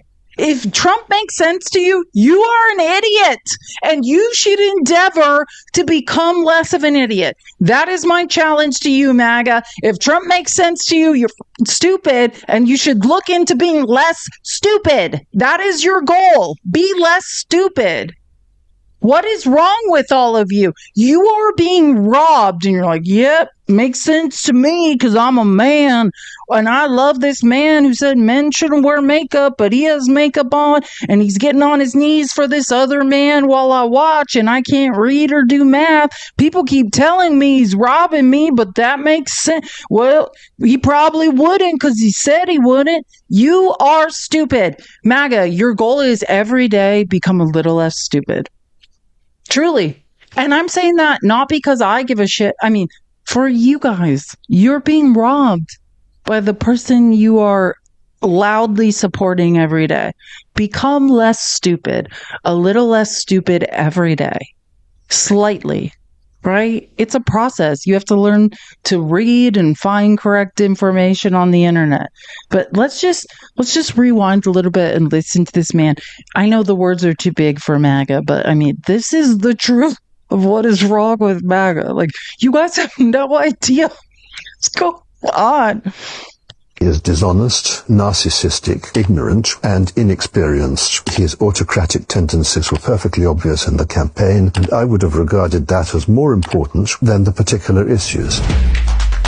There are many factors which determine the choice of a president, and it seems to me that those who voted for Donald Trump were being rather selective in the factors that they regarded as important. To my mind, most of the things that a president will have to deal with in the course of the 4 years in power will not have been predictable at the time of his election, and a great deal of importance therefore attaches to what sort of person he is. If I was an American voter and I entirely agreed with all of Donald Trump's policies, I would still have voted against him because, as a personality, he is dishonest, narcissistic, ignorant, and inexperienced. He has a devastating capacity to immunize himself from any kind of advice. His autocratic tendencies were perfectly obvious in the campaign, and I would have regarded that as more important than the particular issues. And the reason why I would have taken that view is one which I referred to earlier. I think to sustain a democracy, you have to regard the democratic process as more important than winning on particular issues. Trump does not take that view, and I fear that many of the Americans who voted for him didn't take that view either. That is why their decision may well cause American democracy to fail. He is dishonest. Sorry, you can find it's on Unheard. He's a former UK Supreme Court judge, and I don't have his name. Sorry, I have a million things I was doing today, and I found this clip, and I was like, fine. I didn't get to do that. He's a former UK Supreme Court judge. You just look up, Google that, and find his picture, and then you can find his name and tell me. I don't think. Let me just, because like I said, wait, no, that I'm going the wrong way. Hold on. Yeah, I don't. This guy, because sometimes when I get clips, it's off these like accounts that are just reposting things, and yeah, he doesn't know. This is not someone who's big on details, so sorry. Oh my gosh, am I going to show the Zelensky stuff? I have so many things to show, and sorry, hold on. What the F is going on with? Sorry, I thought I got a violation, but it was just some large thing popping up. I thought it was a puzzle piece. It is not. By screen, just something covered it and now it's gone. So I guess everything's fine. Oh, and now I can see the yellow subscribe. Thank you for subscribing, M. Lynch. Now, I don't know what's going on. I can see the subscriptions again. So it's maybe something's getting better. Hold on. I've got to figure out how to go to scene layout so I can change the video. Okay, there we go. God, I should have. Sorry, I had so many things on my mind and I did not re-download. I want to show this "Oh, That's Rich" video because, like, I could play 100 clips of Trump lying and then I could debunk them, but I think it kills all of our spirit. I think we all know that everything Trump says is a lie and easily debunked. So I like "Oh, That's Rich." Let me show you. Well, because it's so light outside. It's OHH, 2 H's. That's Rich. I think everyone on TikTok kind of knows who this guy is. I like his videos because they make sense. He's lying about the election process, and here's likely why. And like, I could go into like Trump's grift. I could go on to several lines of logic of how Trump is either forced into his relationship with Putin or is benefiting from it. But I agree that like what seems to have come out of this weird Alaska meeting is Trump being like, see, I was right about the 2020 election, which is like, yeah, the guy who has been found to have interfered unequivocally, bipartisan, by a committee led by Marco Rubio to have interfered in the 2020 election. Now you're saying he didn't, and you're right. It's very confusing. But it is. I think it is too, because the first step in becoming a dictator is remaining in power. And he's trying to erode the election process and keep the majority in the midterms and beyond. Okay, so now we know what they were talking about. This is why Trump had members of the military on their knees rolling out a red carpet. Why Trump flew like 5,000 miles from his house to meet him. And this is why Trump extracted 0 major concessions on Ukraine. He doesn't give a shit about Ukraine, and he doesn't give a shit about foreign policy. It's always me.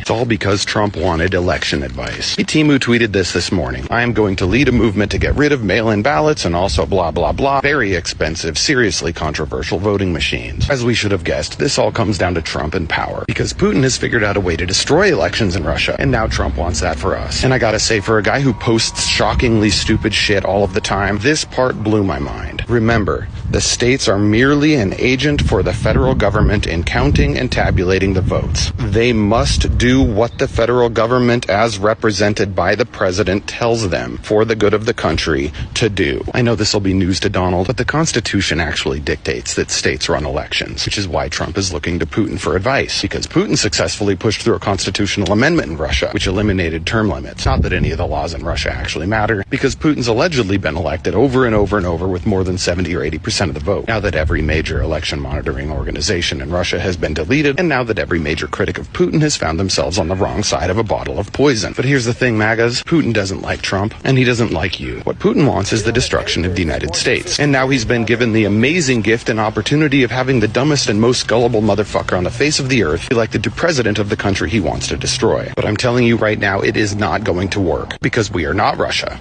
We are better than Russia, which is why Putin wants us off the throne. He is using Trump, and he is using Republican voters. But I believe the American system is stronger than Putin and Russia. And I believe Americans are smarter and stronger than MAGA voters and Donald Trump. I believe the courts will shut down whatever bullshit Trump tries to pull. I believe states will fight to retain control of their own elections. And I believe when it comes down to it, that when we successfully hold 20...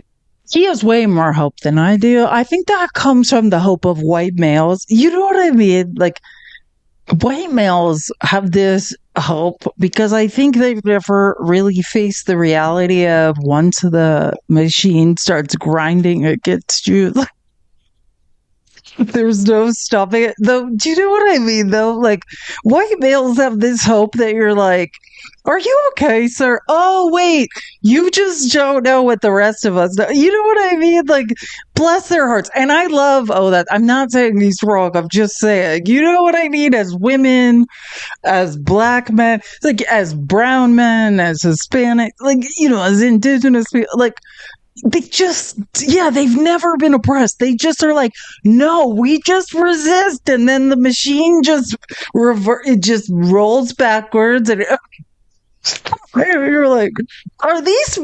And I'm like, I love this guy. I think he makes great videos. I'm just saying, it's like, God, what's good? Poor leftist men. It's no, they just never have experienced oppression. Like, it's like they don't.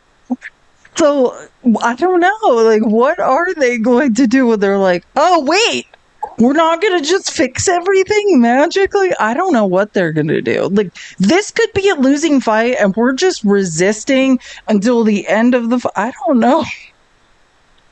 I do find it funny listening to their, like, aspirational, like, I believe that the courts are going to turn around. It's like, have you ever read court cases against, like, I don't know, the people that originally owned America, the indigenous folks?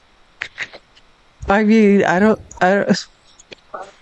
hope he's right. I feel like that's when we'll know that the actual tide has turned, is when the white men are as up in arms about this as they should have been. Like, we're starting to see, like, Broke MAGA come through and be like, hey, what's going on? Thank you, Brian, for the sub. We appreciate you. And then, like, now you're starting to see some of MAGA with money. Carrie Underwood, ma'am, you're concerned because you're losing your farm because you don't have anyone to work it in Tennessee after you sang at the inauguration of the man whose fault it is that you're losing your farm. Wake up. Do you think that maybe what white people are saying is when enough white people are uncomfortable, then everything will go back? I'm sorry. I'm not laughing.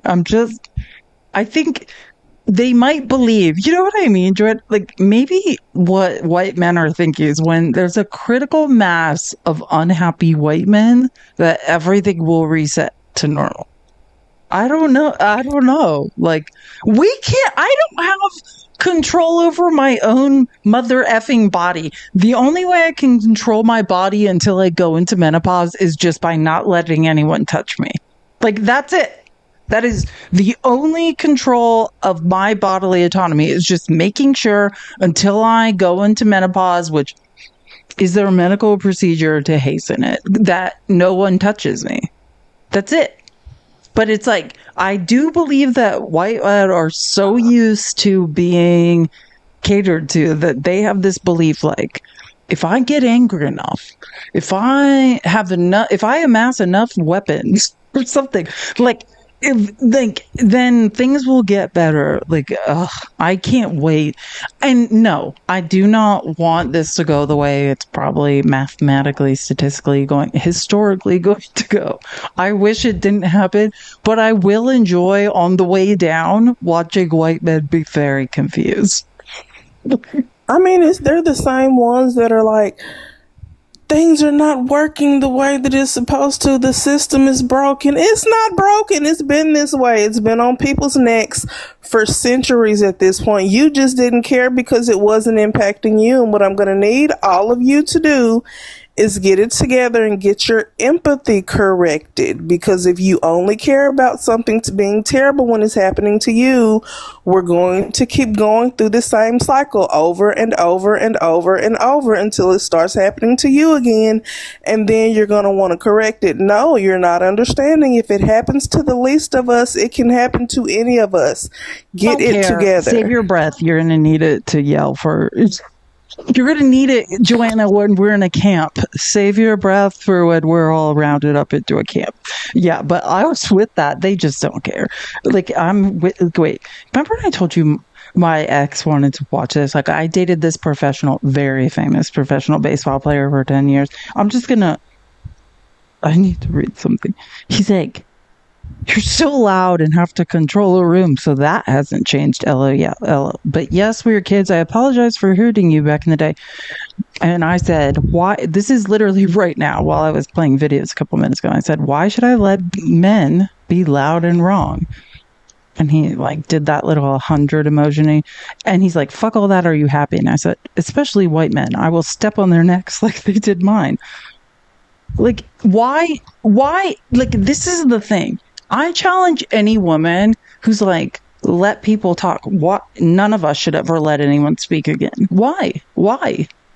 Where has listening got us? Where has being quiet got us? Where has being like, hey, yeah, he wants to feel like he's in charge of me and I'll just let him even though my brain works better and he'll figure it out. Where's that got us? I have no fucking rights.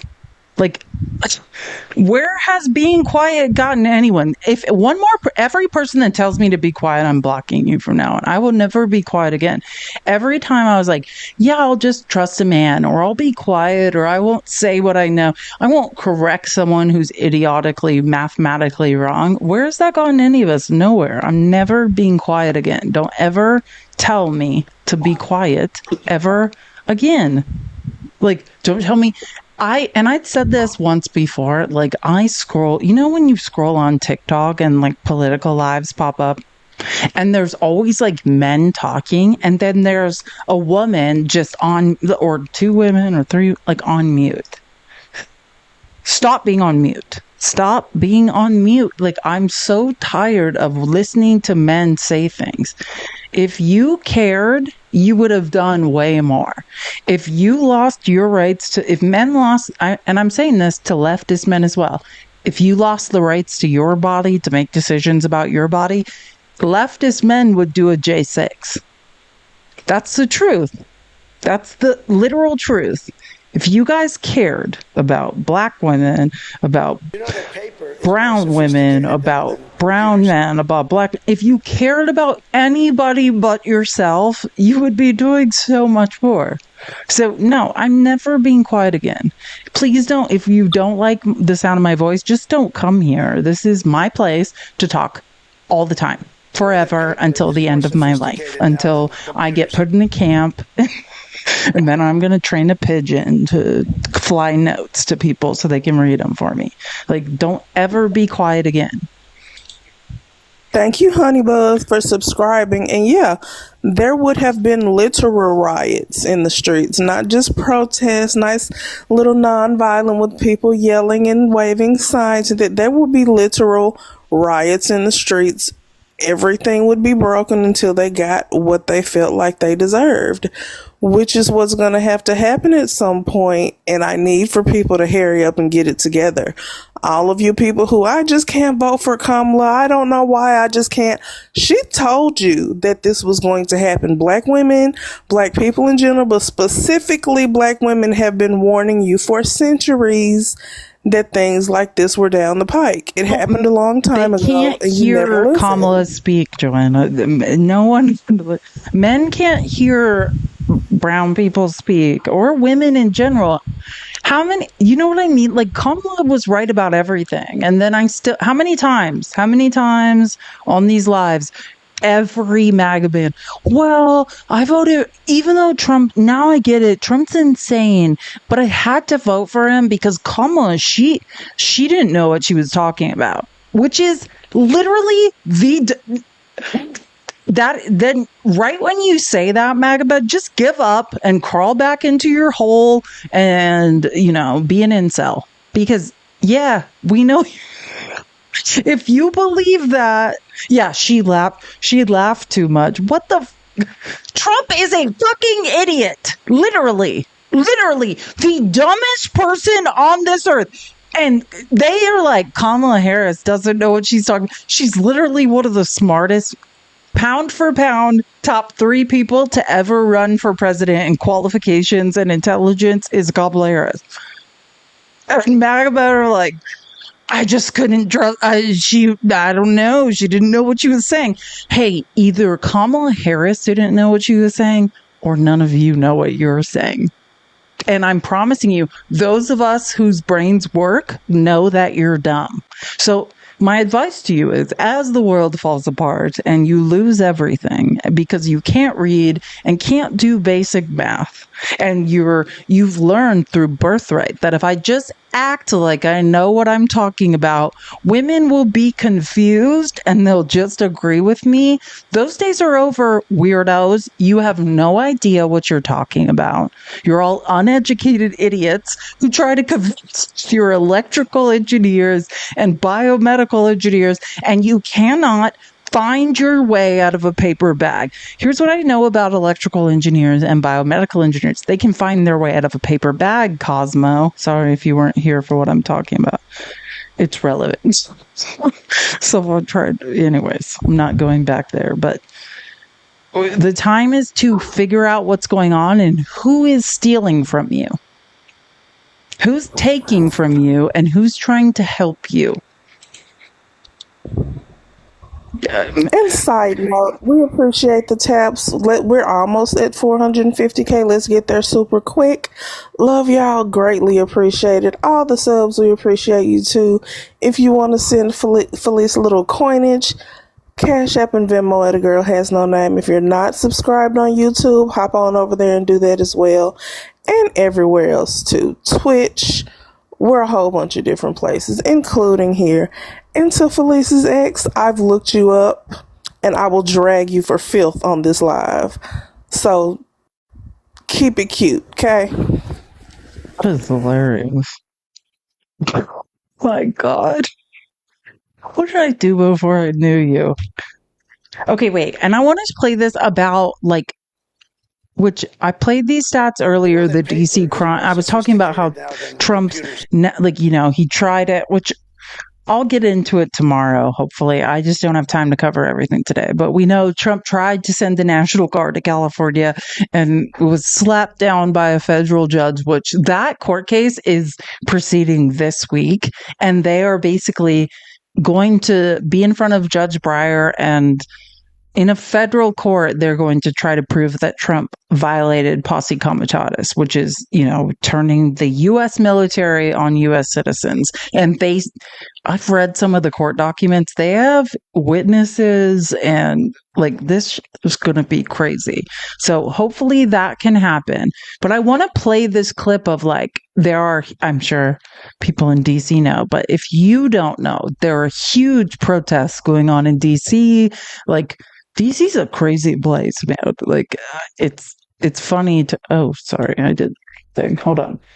I want to show you, just before I get into Gavin Newsom's speeches and stuff. I want to show you clips of people who live in DC being interviewed about Trump's lies. Why do you think Trump is so adamant about taking control over the District of Columbia? It's a distraction from the Epstein stuff. That's all it is. I'm a native Washingtonian. Yes, I'm a member also of the D.C. National Guard. Okay. I support law enforcement. I do not support this. Right. Donald Trump is a pathological liar. He is a 34 counts convicted felon. He is not interested in making D.C. safe. He doesn't care about homeless. He doesn't care about black people. Donald Trump only cares about himself. He's a pathological liar, and he supports pedophilia and white supremacy. The Posse Comitatus Act prohibits the National Guard from engaging in law enforcement. That is not their function. That is not their purpose. Do you think crime is up in D.C.? No, crime's at a 30-year low. It's down 26% this year. Do you feel like the city is safe? It's absolutely safe. I walk my dog at night. I'm always out in the community. I love being here. D.C. formally has self-rule, but in reality, the rich people still run the city. We've seen that over the last 50 years as disinvestment has destroyed communities.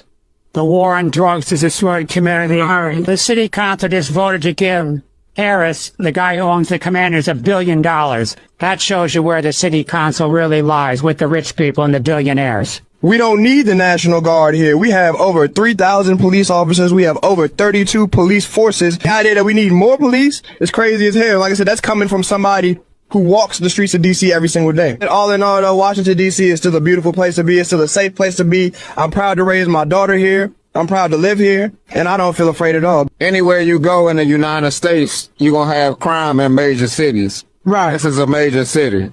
So I'll say we're pretty safe, and I say he's overreaching.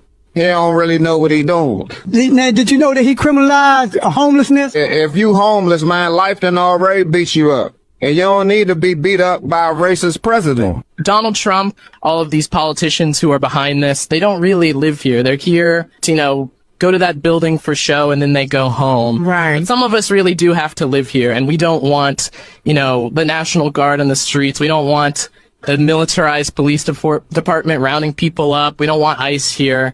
We just want to live our lives. I feel like this is a moment that we've all seen before, especially as Black people in this country. We know what it's like for our communities to be constantly occupied. The Trump administration has shown that time and time again that they are willing to flout the rules, to break whatever's legal out here. Free DC is an organization that is fighting for the autonomy of DC. And it's important that we show that every step during history that we never consented to this, no matter what happens. The time is now to fight back. It is not time for us to be anticipatorily compliant to what a fascist regime is asking for us. So we need to be the counterculture that we want to see. Why do you think Trump is so I mean, that's way too big a word for me.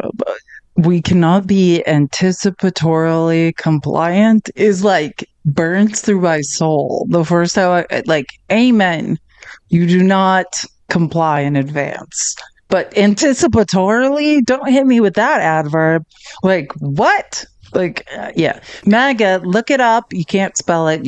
There's probably no chance you'll ever figure out what that word means. But great adverb. Truly, this is what is going on. And this is what happened in LA, where they pretended like a 10 square block area was a riot and we needed the National Guard.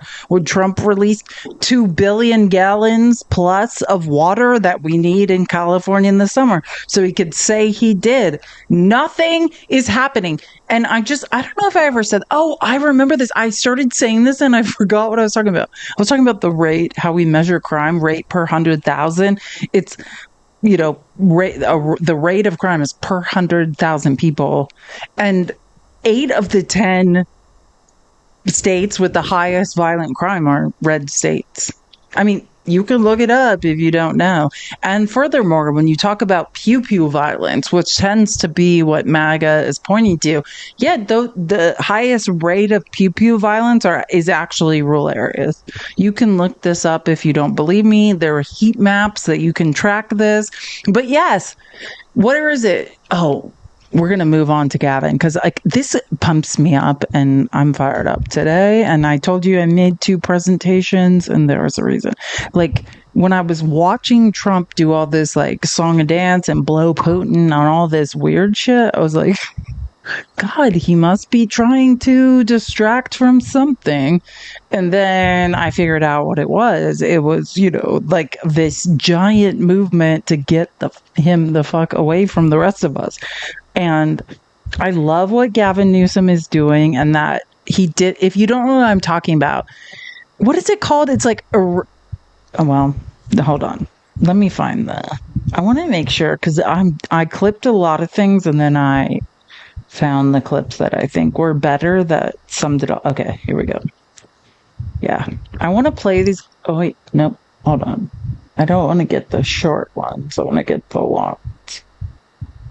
And while she's getting that together, I saw a couple of y'all mention in the comments that young, brilliant black lady that was just in that last video that Felice showed. Her name is Afeni. Not unironic, considering that she's an activist. I knew her. What's her name? Yeah, she was Afeni. I knew I recognized her. I was like, I know her. Yeah, she was arrested for videoing some officers, I think they were National Guard, beating and trying to arrest some young black males. They were pissed that she was recording them with her phone. She was arrested. She has been released. But that's exactly the type of voice we need right now. And it's very fitting that her name is Afeni.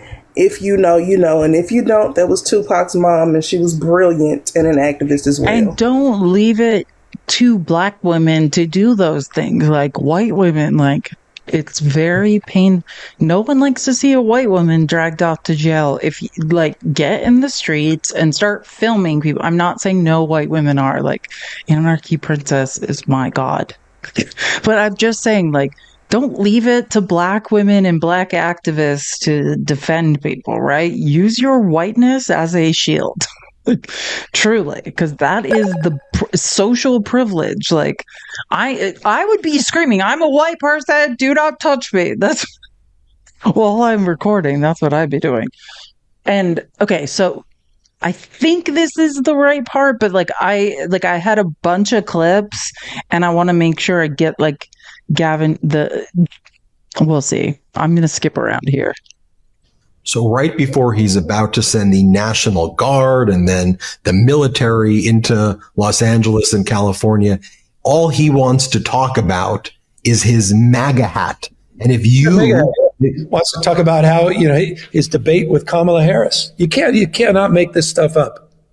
Did you see the debate? Did you see the hat? You like my nicknames? Like, as though you're buds, while he's out there saying all these horrible things, while he's sending the National Guard in. But look, what does this tell you? I mean, he's meeting with Putin in Alaska now, and this is the behavior that you've seen. And now we're hearing reports about giving away natural resources from Alaska, rare earths from Ukraine, giving away chunks of Ukraine, not inviting Ukraine and Europe to this meeting. What do you make of that? What a negotiator. He's negotiated away all the terms. He's agreed to them. Says, how much land do you want? Well, we'll stipulate you're going to get the land. I mean, this is a joke. This got 90 deals in 90 days. He didn't have one. We have no comprehensive trade deal. Not one. Not one. There are 0 deals, and I challenge anyone to show me a signed deal with another country. There are 0 deals in 90 days. There are 0 deals that Trump ever brought to the table. If you are one of the idiots when Trump says, I brought 4 trillion, actually it might be 5 trillion, his lie, from the Middle East, I challenge you to show me the balance sheet of that and I will embarrass you. If anyone wants to bring math to me, MAGA, not just pretend to be a biomedical engineer or an electrical engineer, if you have any factual information, because I want to say something. You don't need a degree to be intelligent. Like, everything I've learned, I would say, was outside of college. I have a college degree, but that didn't teach me what I know now. TikTok gave me a better education than university gave me. Period. I was trying to play volleyball in university. I mean, you know what I'm saying? Like, it doesn't take you don't have to lie about having a college degree, Cosmo, to be part of a conversation. But if you have facts, please tell me. Bring some facts. Real comprehensive. We have press releases. It's all kabuki.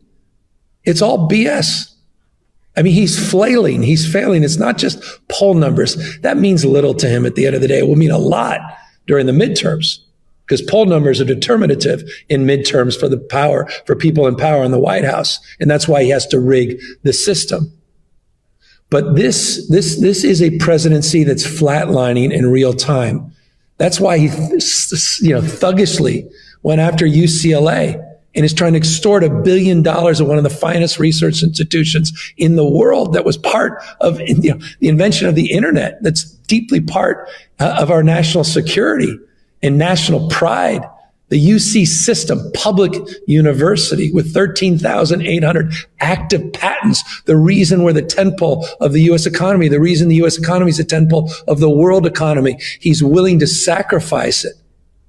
And so the challenge for all of us is to wake up, Democrats. You can't maintain your neutrality. Dante was right. The hottest place in hell is reserved for those at time of moral crisis maintain their neutrality.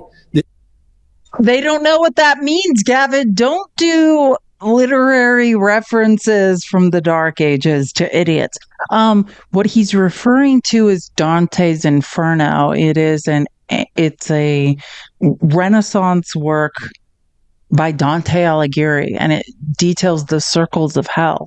And the darkest, most disgusting circle of hell is reserved for people that just stand by and watch atrocities happen. That's you, MAGA. That's you. That's you. That's your circle of hell. Apathy. People who stand by while fucked up shit happens and do nothing. This is binary. This guy is trying to wreck this democracy. He did it in plain sight on January 6th. He tried to do it with that phone call in Georgia to the Secretary of State. He just openly told the country that he's, quote unquote, entitled to 5 seats in Texas. And he has got a bootlicker, with all due respect, and I'm sorry to say that, Governor Abbott, that literally said, yes, sir. Is a bootlicker. It's not disrespectful to just say that he's a bootlicker. I mean, he should call himself a bootlicker. He's the best bootlicker of the bootlickers. Like, if there was a stack rank of bootlickers, we could put Abbott at number 1. And you're the best bootlicker, Greg Abbott. That's what you are. No, it's not wrong don't be sorry to say it. He's embrace who you are, Greg Abbott. You are the number 1 bootlicker. And what more can I do? And you just said it. He's going to someone he admires, he respects. He's like a kid. He's so excited to meet with Putin, just as he is with Kim Jong-un and all of these dictators.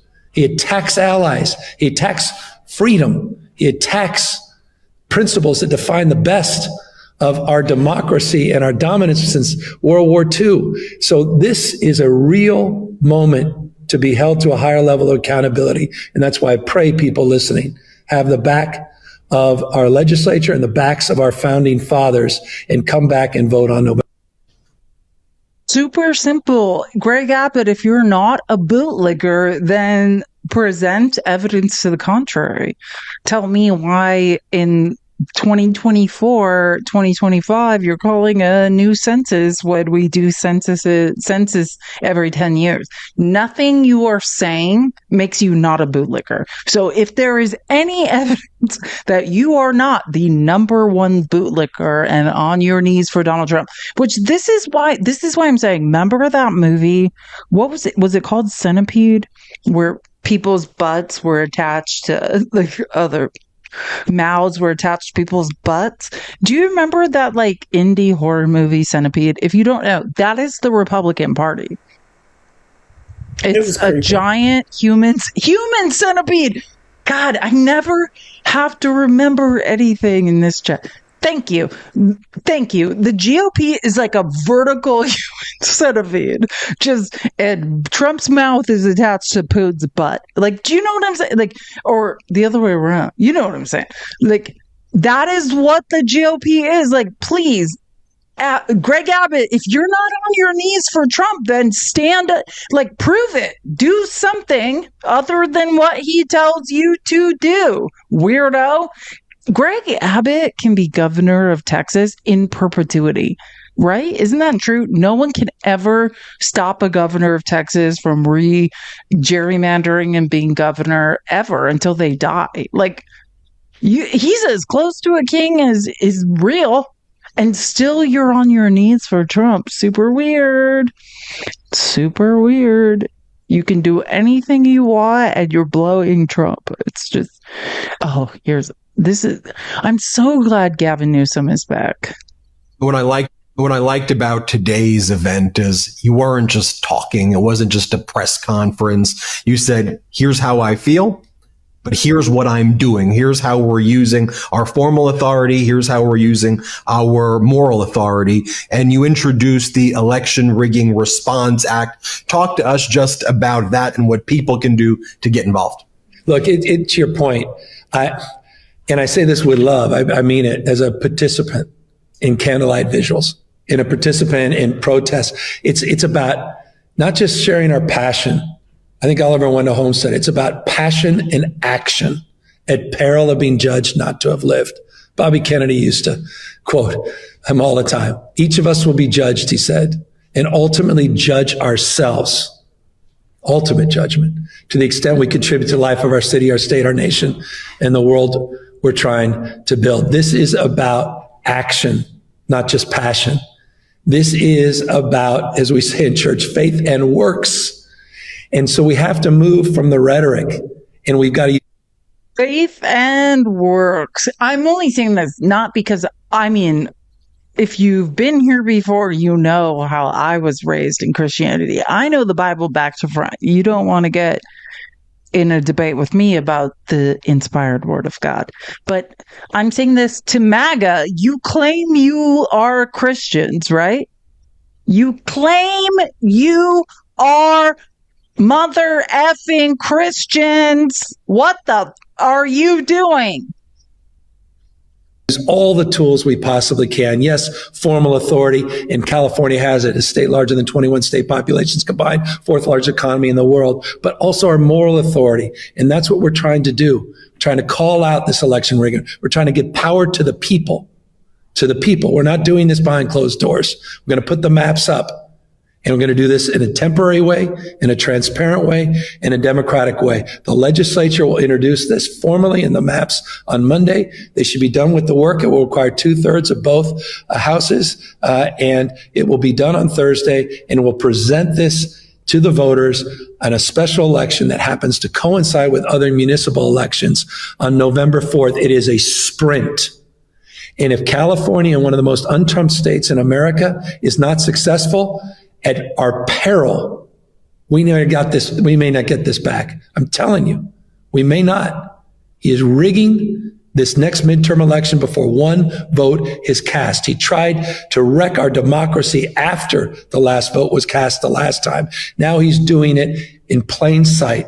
And we have to have our sights focused, laser focused on winning, fighting fire with fire, no longer on our back heels, on our toes. We drive the narrative. We drive the reforms. We drive the talking points, surround sound, not just California, all of us, we the people, states, large and small, all across this country. It is time for action, no longer words.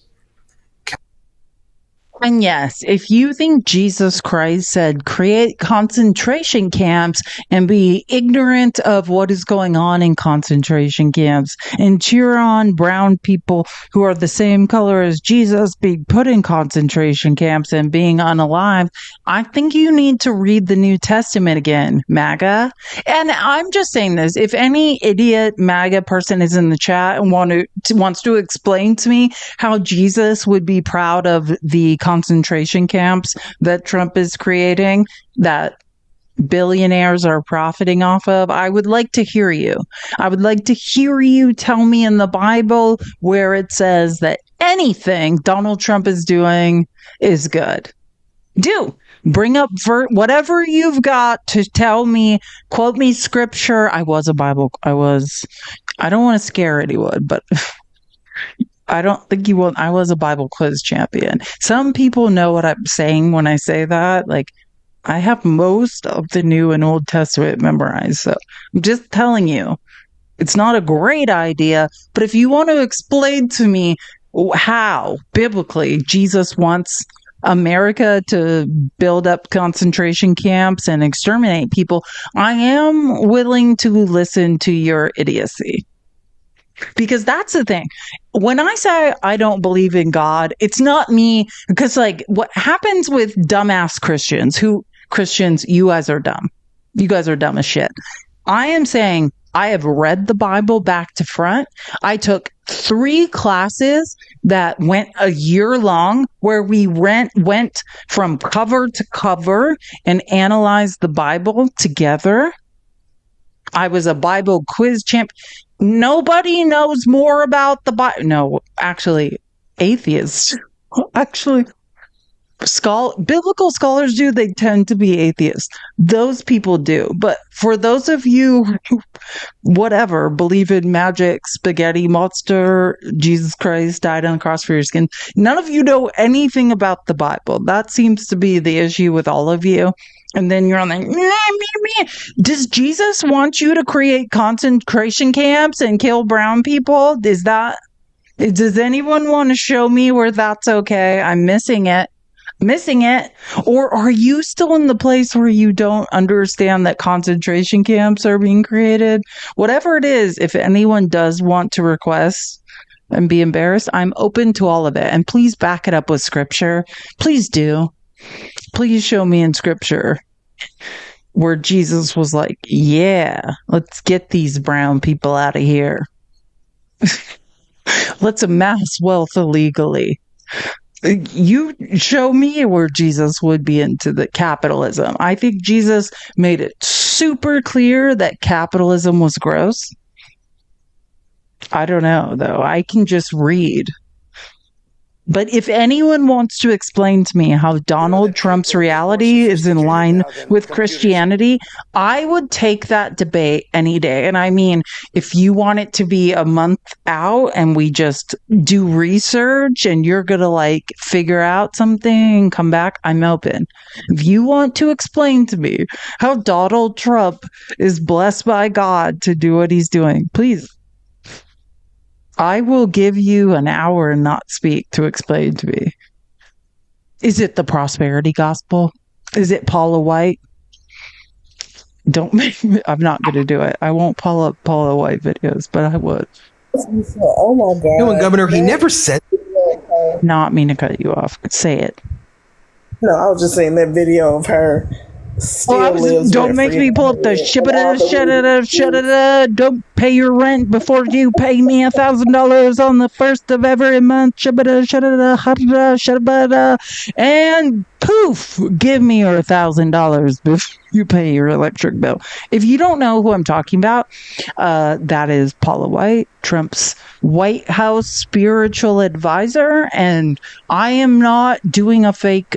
I'm just doing a impersonation of something she does every single week. And if you don't believe, Trump found a bigger grifter than Trump. I was like, oh yeah, I can get down with her. It to your face. I always bring it back to this. He's always keyboard warrior. You know, when he holds those bizarre press conferences, he calls you new scum this, and he makes all of these statements to be a tough guy. But the times where I've seen you with him, where you've stood up to him, taller than him, looking down at him, firm handshake, where he's in front of the press, where he has the ability to call you out and do that tough guy. Where you're making out with his wife and she likes it. Does anyone remember how Trump's own wife is physically repulsed by him? It was like, Gavin, like, bring it in for a makeout. He's free to do it in public. He never does it. And then he like pretends that like y'all are cool. He's like, hey. And it's such a weird thing to see. Then he goes back, you know, to his safe spaces and calls you out. What do you make of that though? What's your message to him with that behavior? It's reminiscent of the behavior of the 7th graders that used to use the same nickname on Baltimore Street in Corte Madera, California, that were out there trying to bully me. but it was a 7th grader, not a 79-year-old. I mean, it's really pathetic. This is a guy, people look up to the President of the United States. I mean, Mr. President, it's time to act like one. This is real life. It's not reality TV. And you got to model better behavior.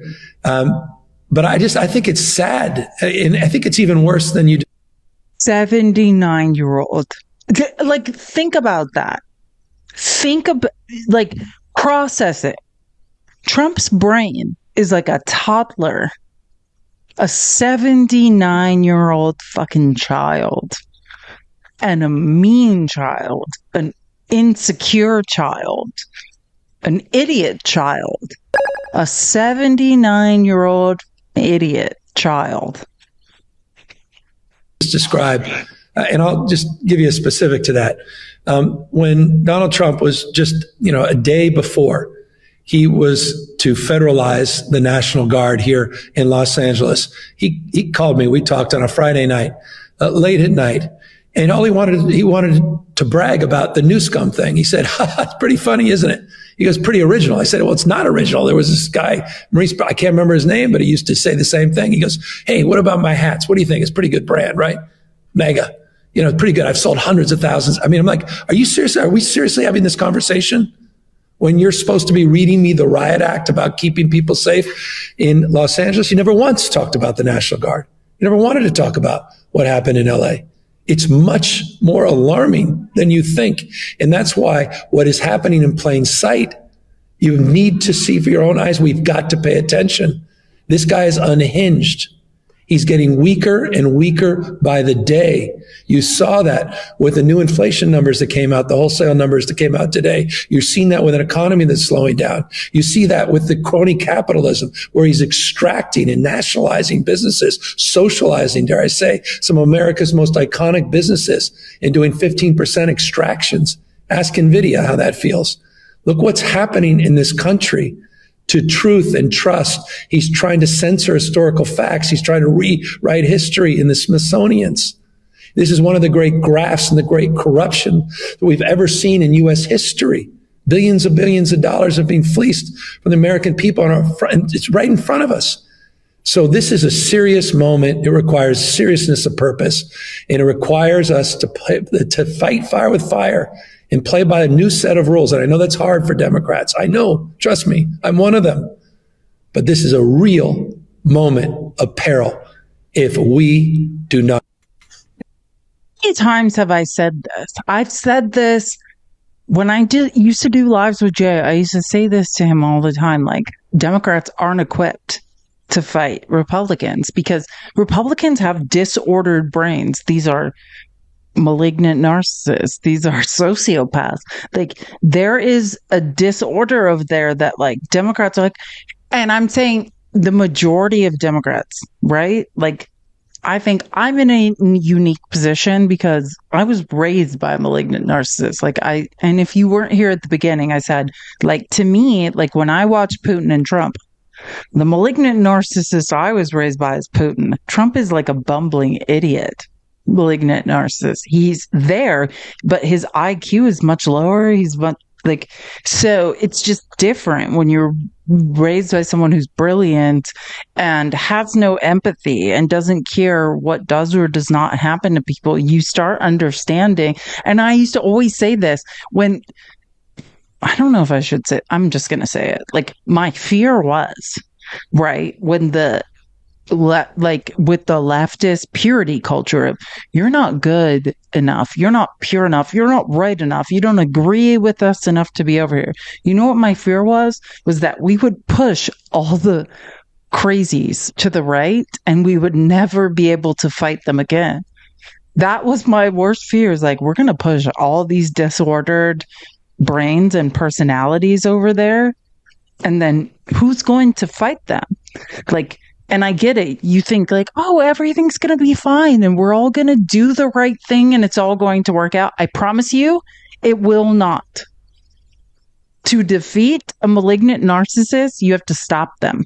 If you believe you're just going to hope Trump into stopping, you will never. We have to stop him.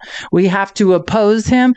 And when I mean stop, I don't mean react to what they are doing. I mean, we have to go on the offensive and things are going to get ugly. Stop waiting for them to do unconstitutional things that be like, oh, like, should we do something? Can you believe this is happening? Every time we can't believe something is happening, we are behind the 8 ball. We have lost. We have to go on the offensive and we have to attack. And there are people who understand what I'm saying. And there are people who are like, I just want to do the right thing. You are not built for this. You are built to be subjugated. Trust me, I was raised by someone much worse than Trump. You want to stop them? Then get ready to stop them. If you believe you're just going to hope for the best and it's going to turn out good, it will not. Stretch out.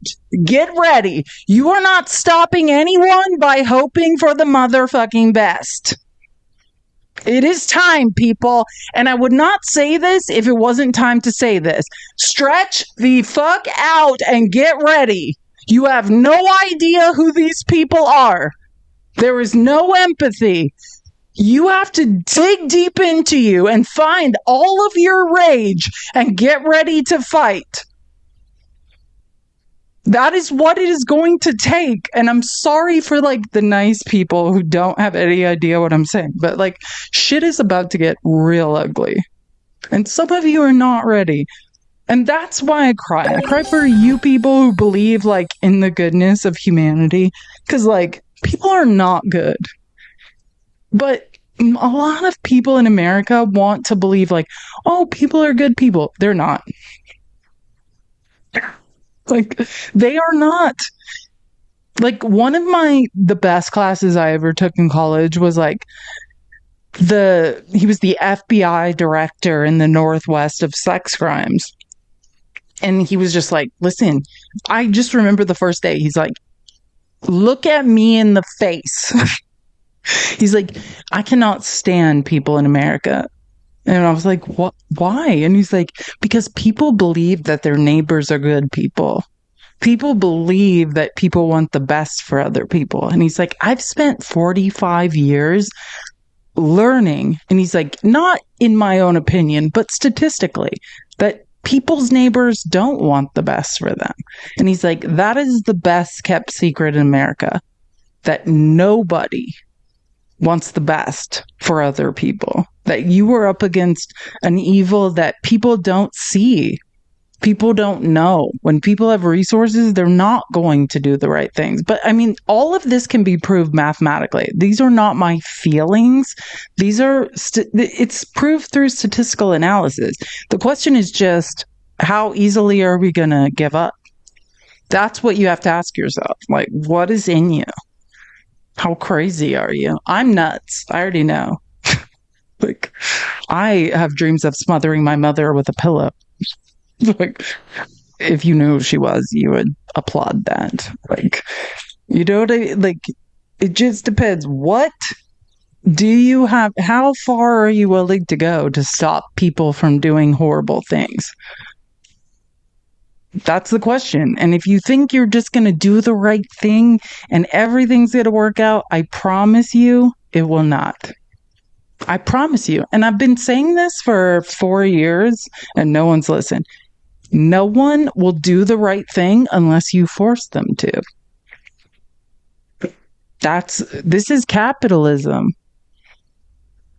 This is the dream, right?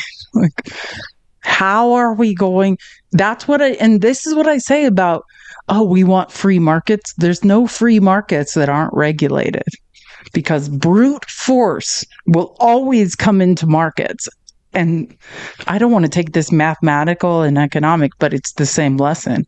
Brute force will always come into markets. You want free markets? You regulate them to be free.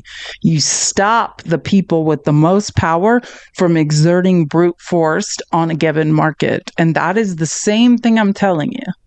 You want free elections? What are you willing to give to make them free? That's it. And I think on that note, I'm going to end this because that was pretty insane. But I truly mean everything I said. And like, If you don't get it now, how much farther down the garden path do we have to go before you get it? Nothing is going to stop until we stop it. This is going to be worse than the civil rights movement. It doesn't matter who you are, what you look like. Like, what will you do to make it stop? And I was like, I said this at the beginning of the live, that I've been brushing up on my I'm trying to think of it. Like the transatlantic slave trade, 2 million people drowned in the Middle Passage. 2 million Africans drowned in the Middle Passage, right? In the transatlantic slave trade. If you added together every person that's died from 1775 to now in American wars, it does not approach the amount of black people that drowned in the transatlantic slave trade. Never even made it here to be sold, but drowned on the way.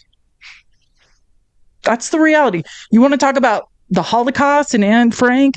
Read Incidents of a Incidents. I think it's called Incidents of a Slave Girl. I was recently reading it. Like this woman lived in a crawl space. Like Anne Frank had an attic mansion compared to this 3 foot by 7 foot space she lived in for like 5 years.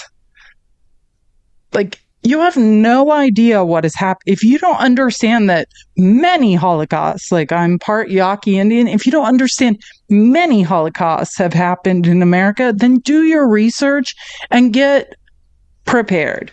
Jason, don't talk. You're an idiot. Like, you are an idiot. Wake up and do some research. Sorry, that was just someone I used to tolerate, but it's super stupid.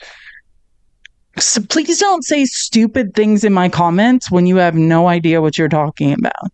Like what people just did in the civil rights movement so that we could get to this point. Like when people say like, hey, like, remember like the 1 drop policy, you're 1 drop, not white. That could be indigenous, that could be black, right? I think it started out as like, what was it? Like 1/8 black, you're not an American. Or was it 1/16? Then it was 1/8. Then it was 1 drop. Then they turned it against indigenous people and said, oh, we have to pay you reparations. But if you're not pure-blooded in each of your tribes, even though we displaced all of you and ruined your lives, then you don't have any validity and we owe you nothing. The game will be changed over and over and over to punish all of us. Wake up and learn something about what has happened, about social engineering. If you think this is going to stop before we stop it, it is not. And I say this lovingly and nicely. I don't know how else to say it, but we can't just sit here and wait. Anyways, I love you all, and I'm sorry I was away for a week, but I had to prove to my sister I loved her. I'll see you guys tomorrow. If Matt, I'll let you guys know. I have to text Matt and see if we're doing our live. If not, maybe I'll do another live. But I love you. I missed you guys too. Don't change for anyone. Literally, not even a court order. And if I disappear, please find me. Later.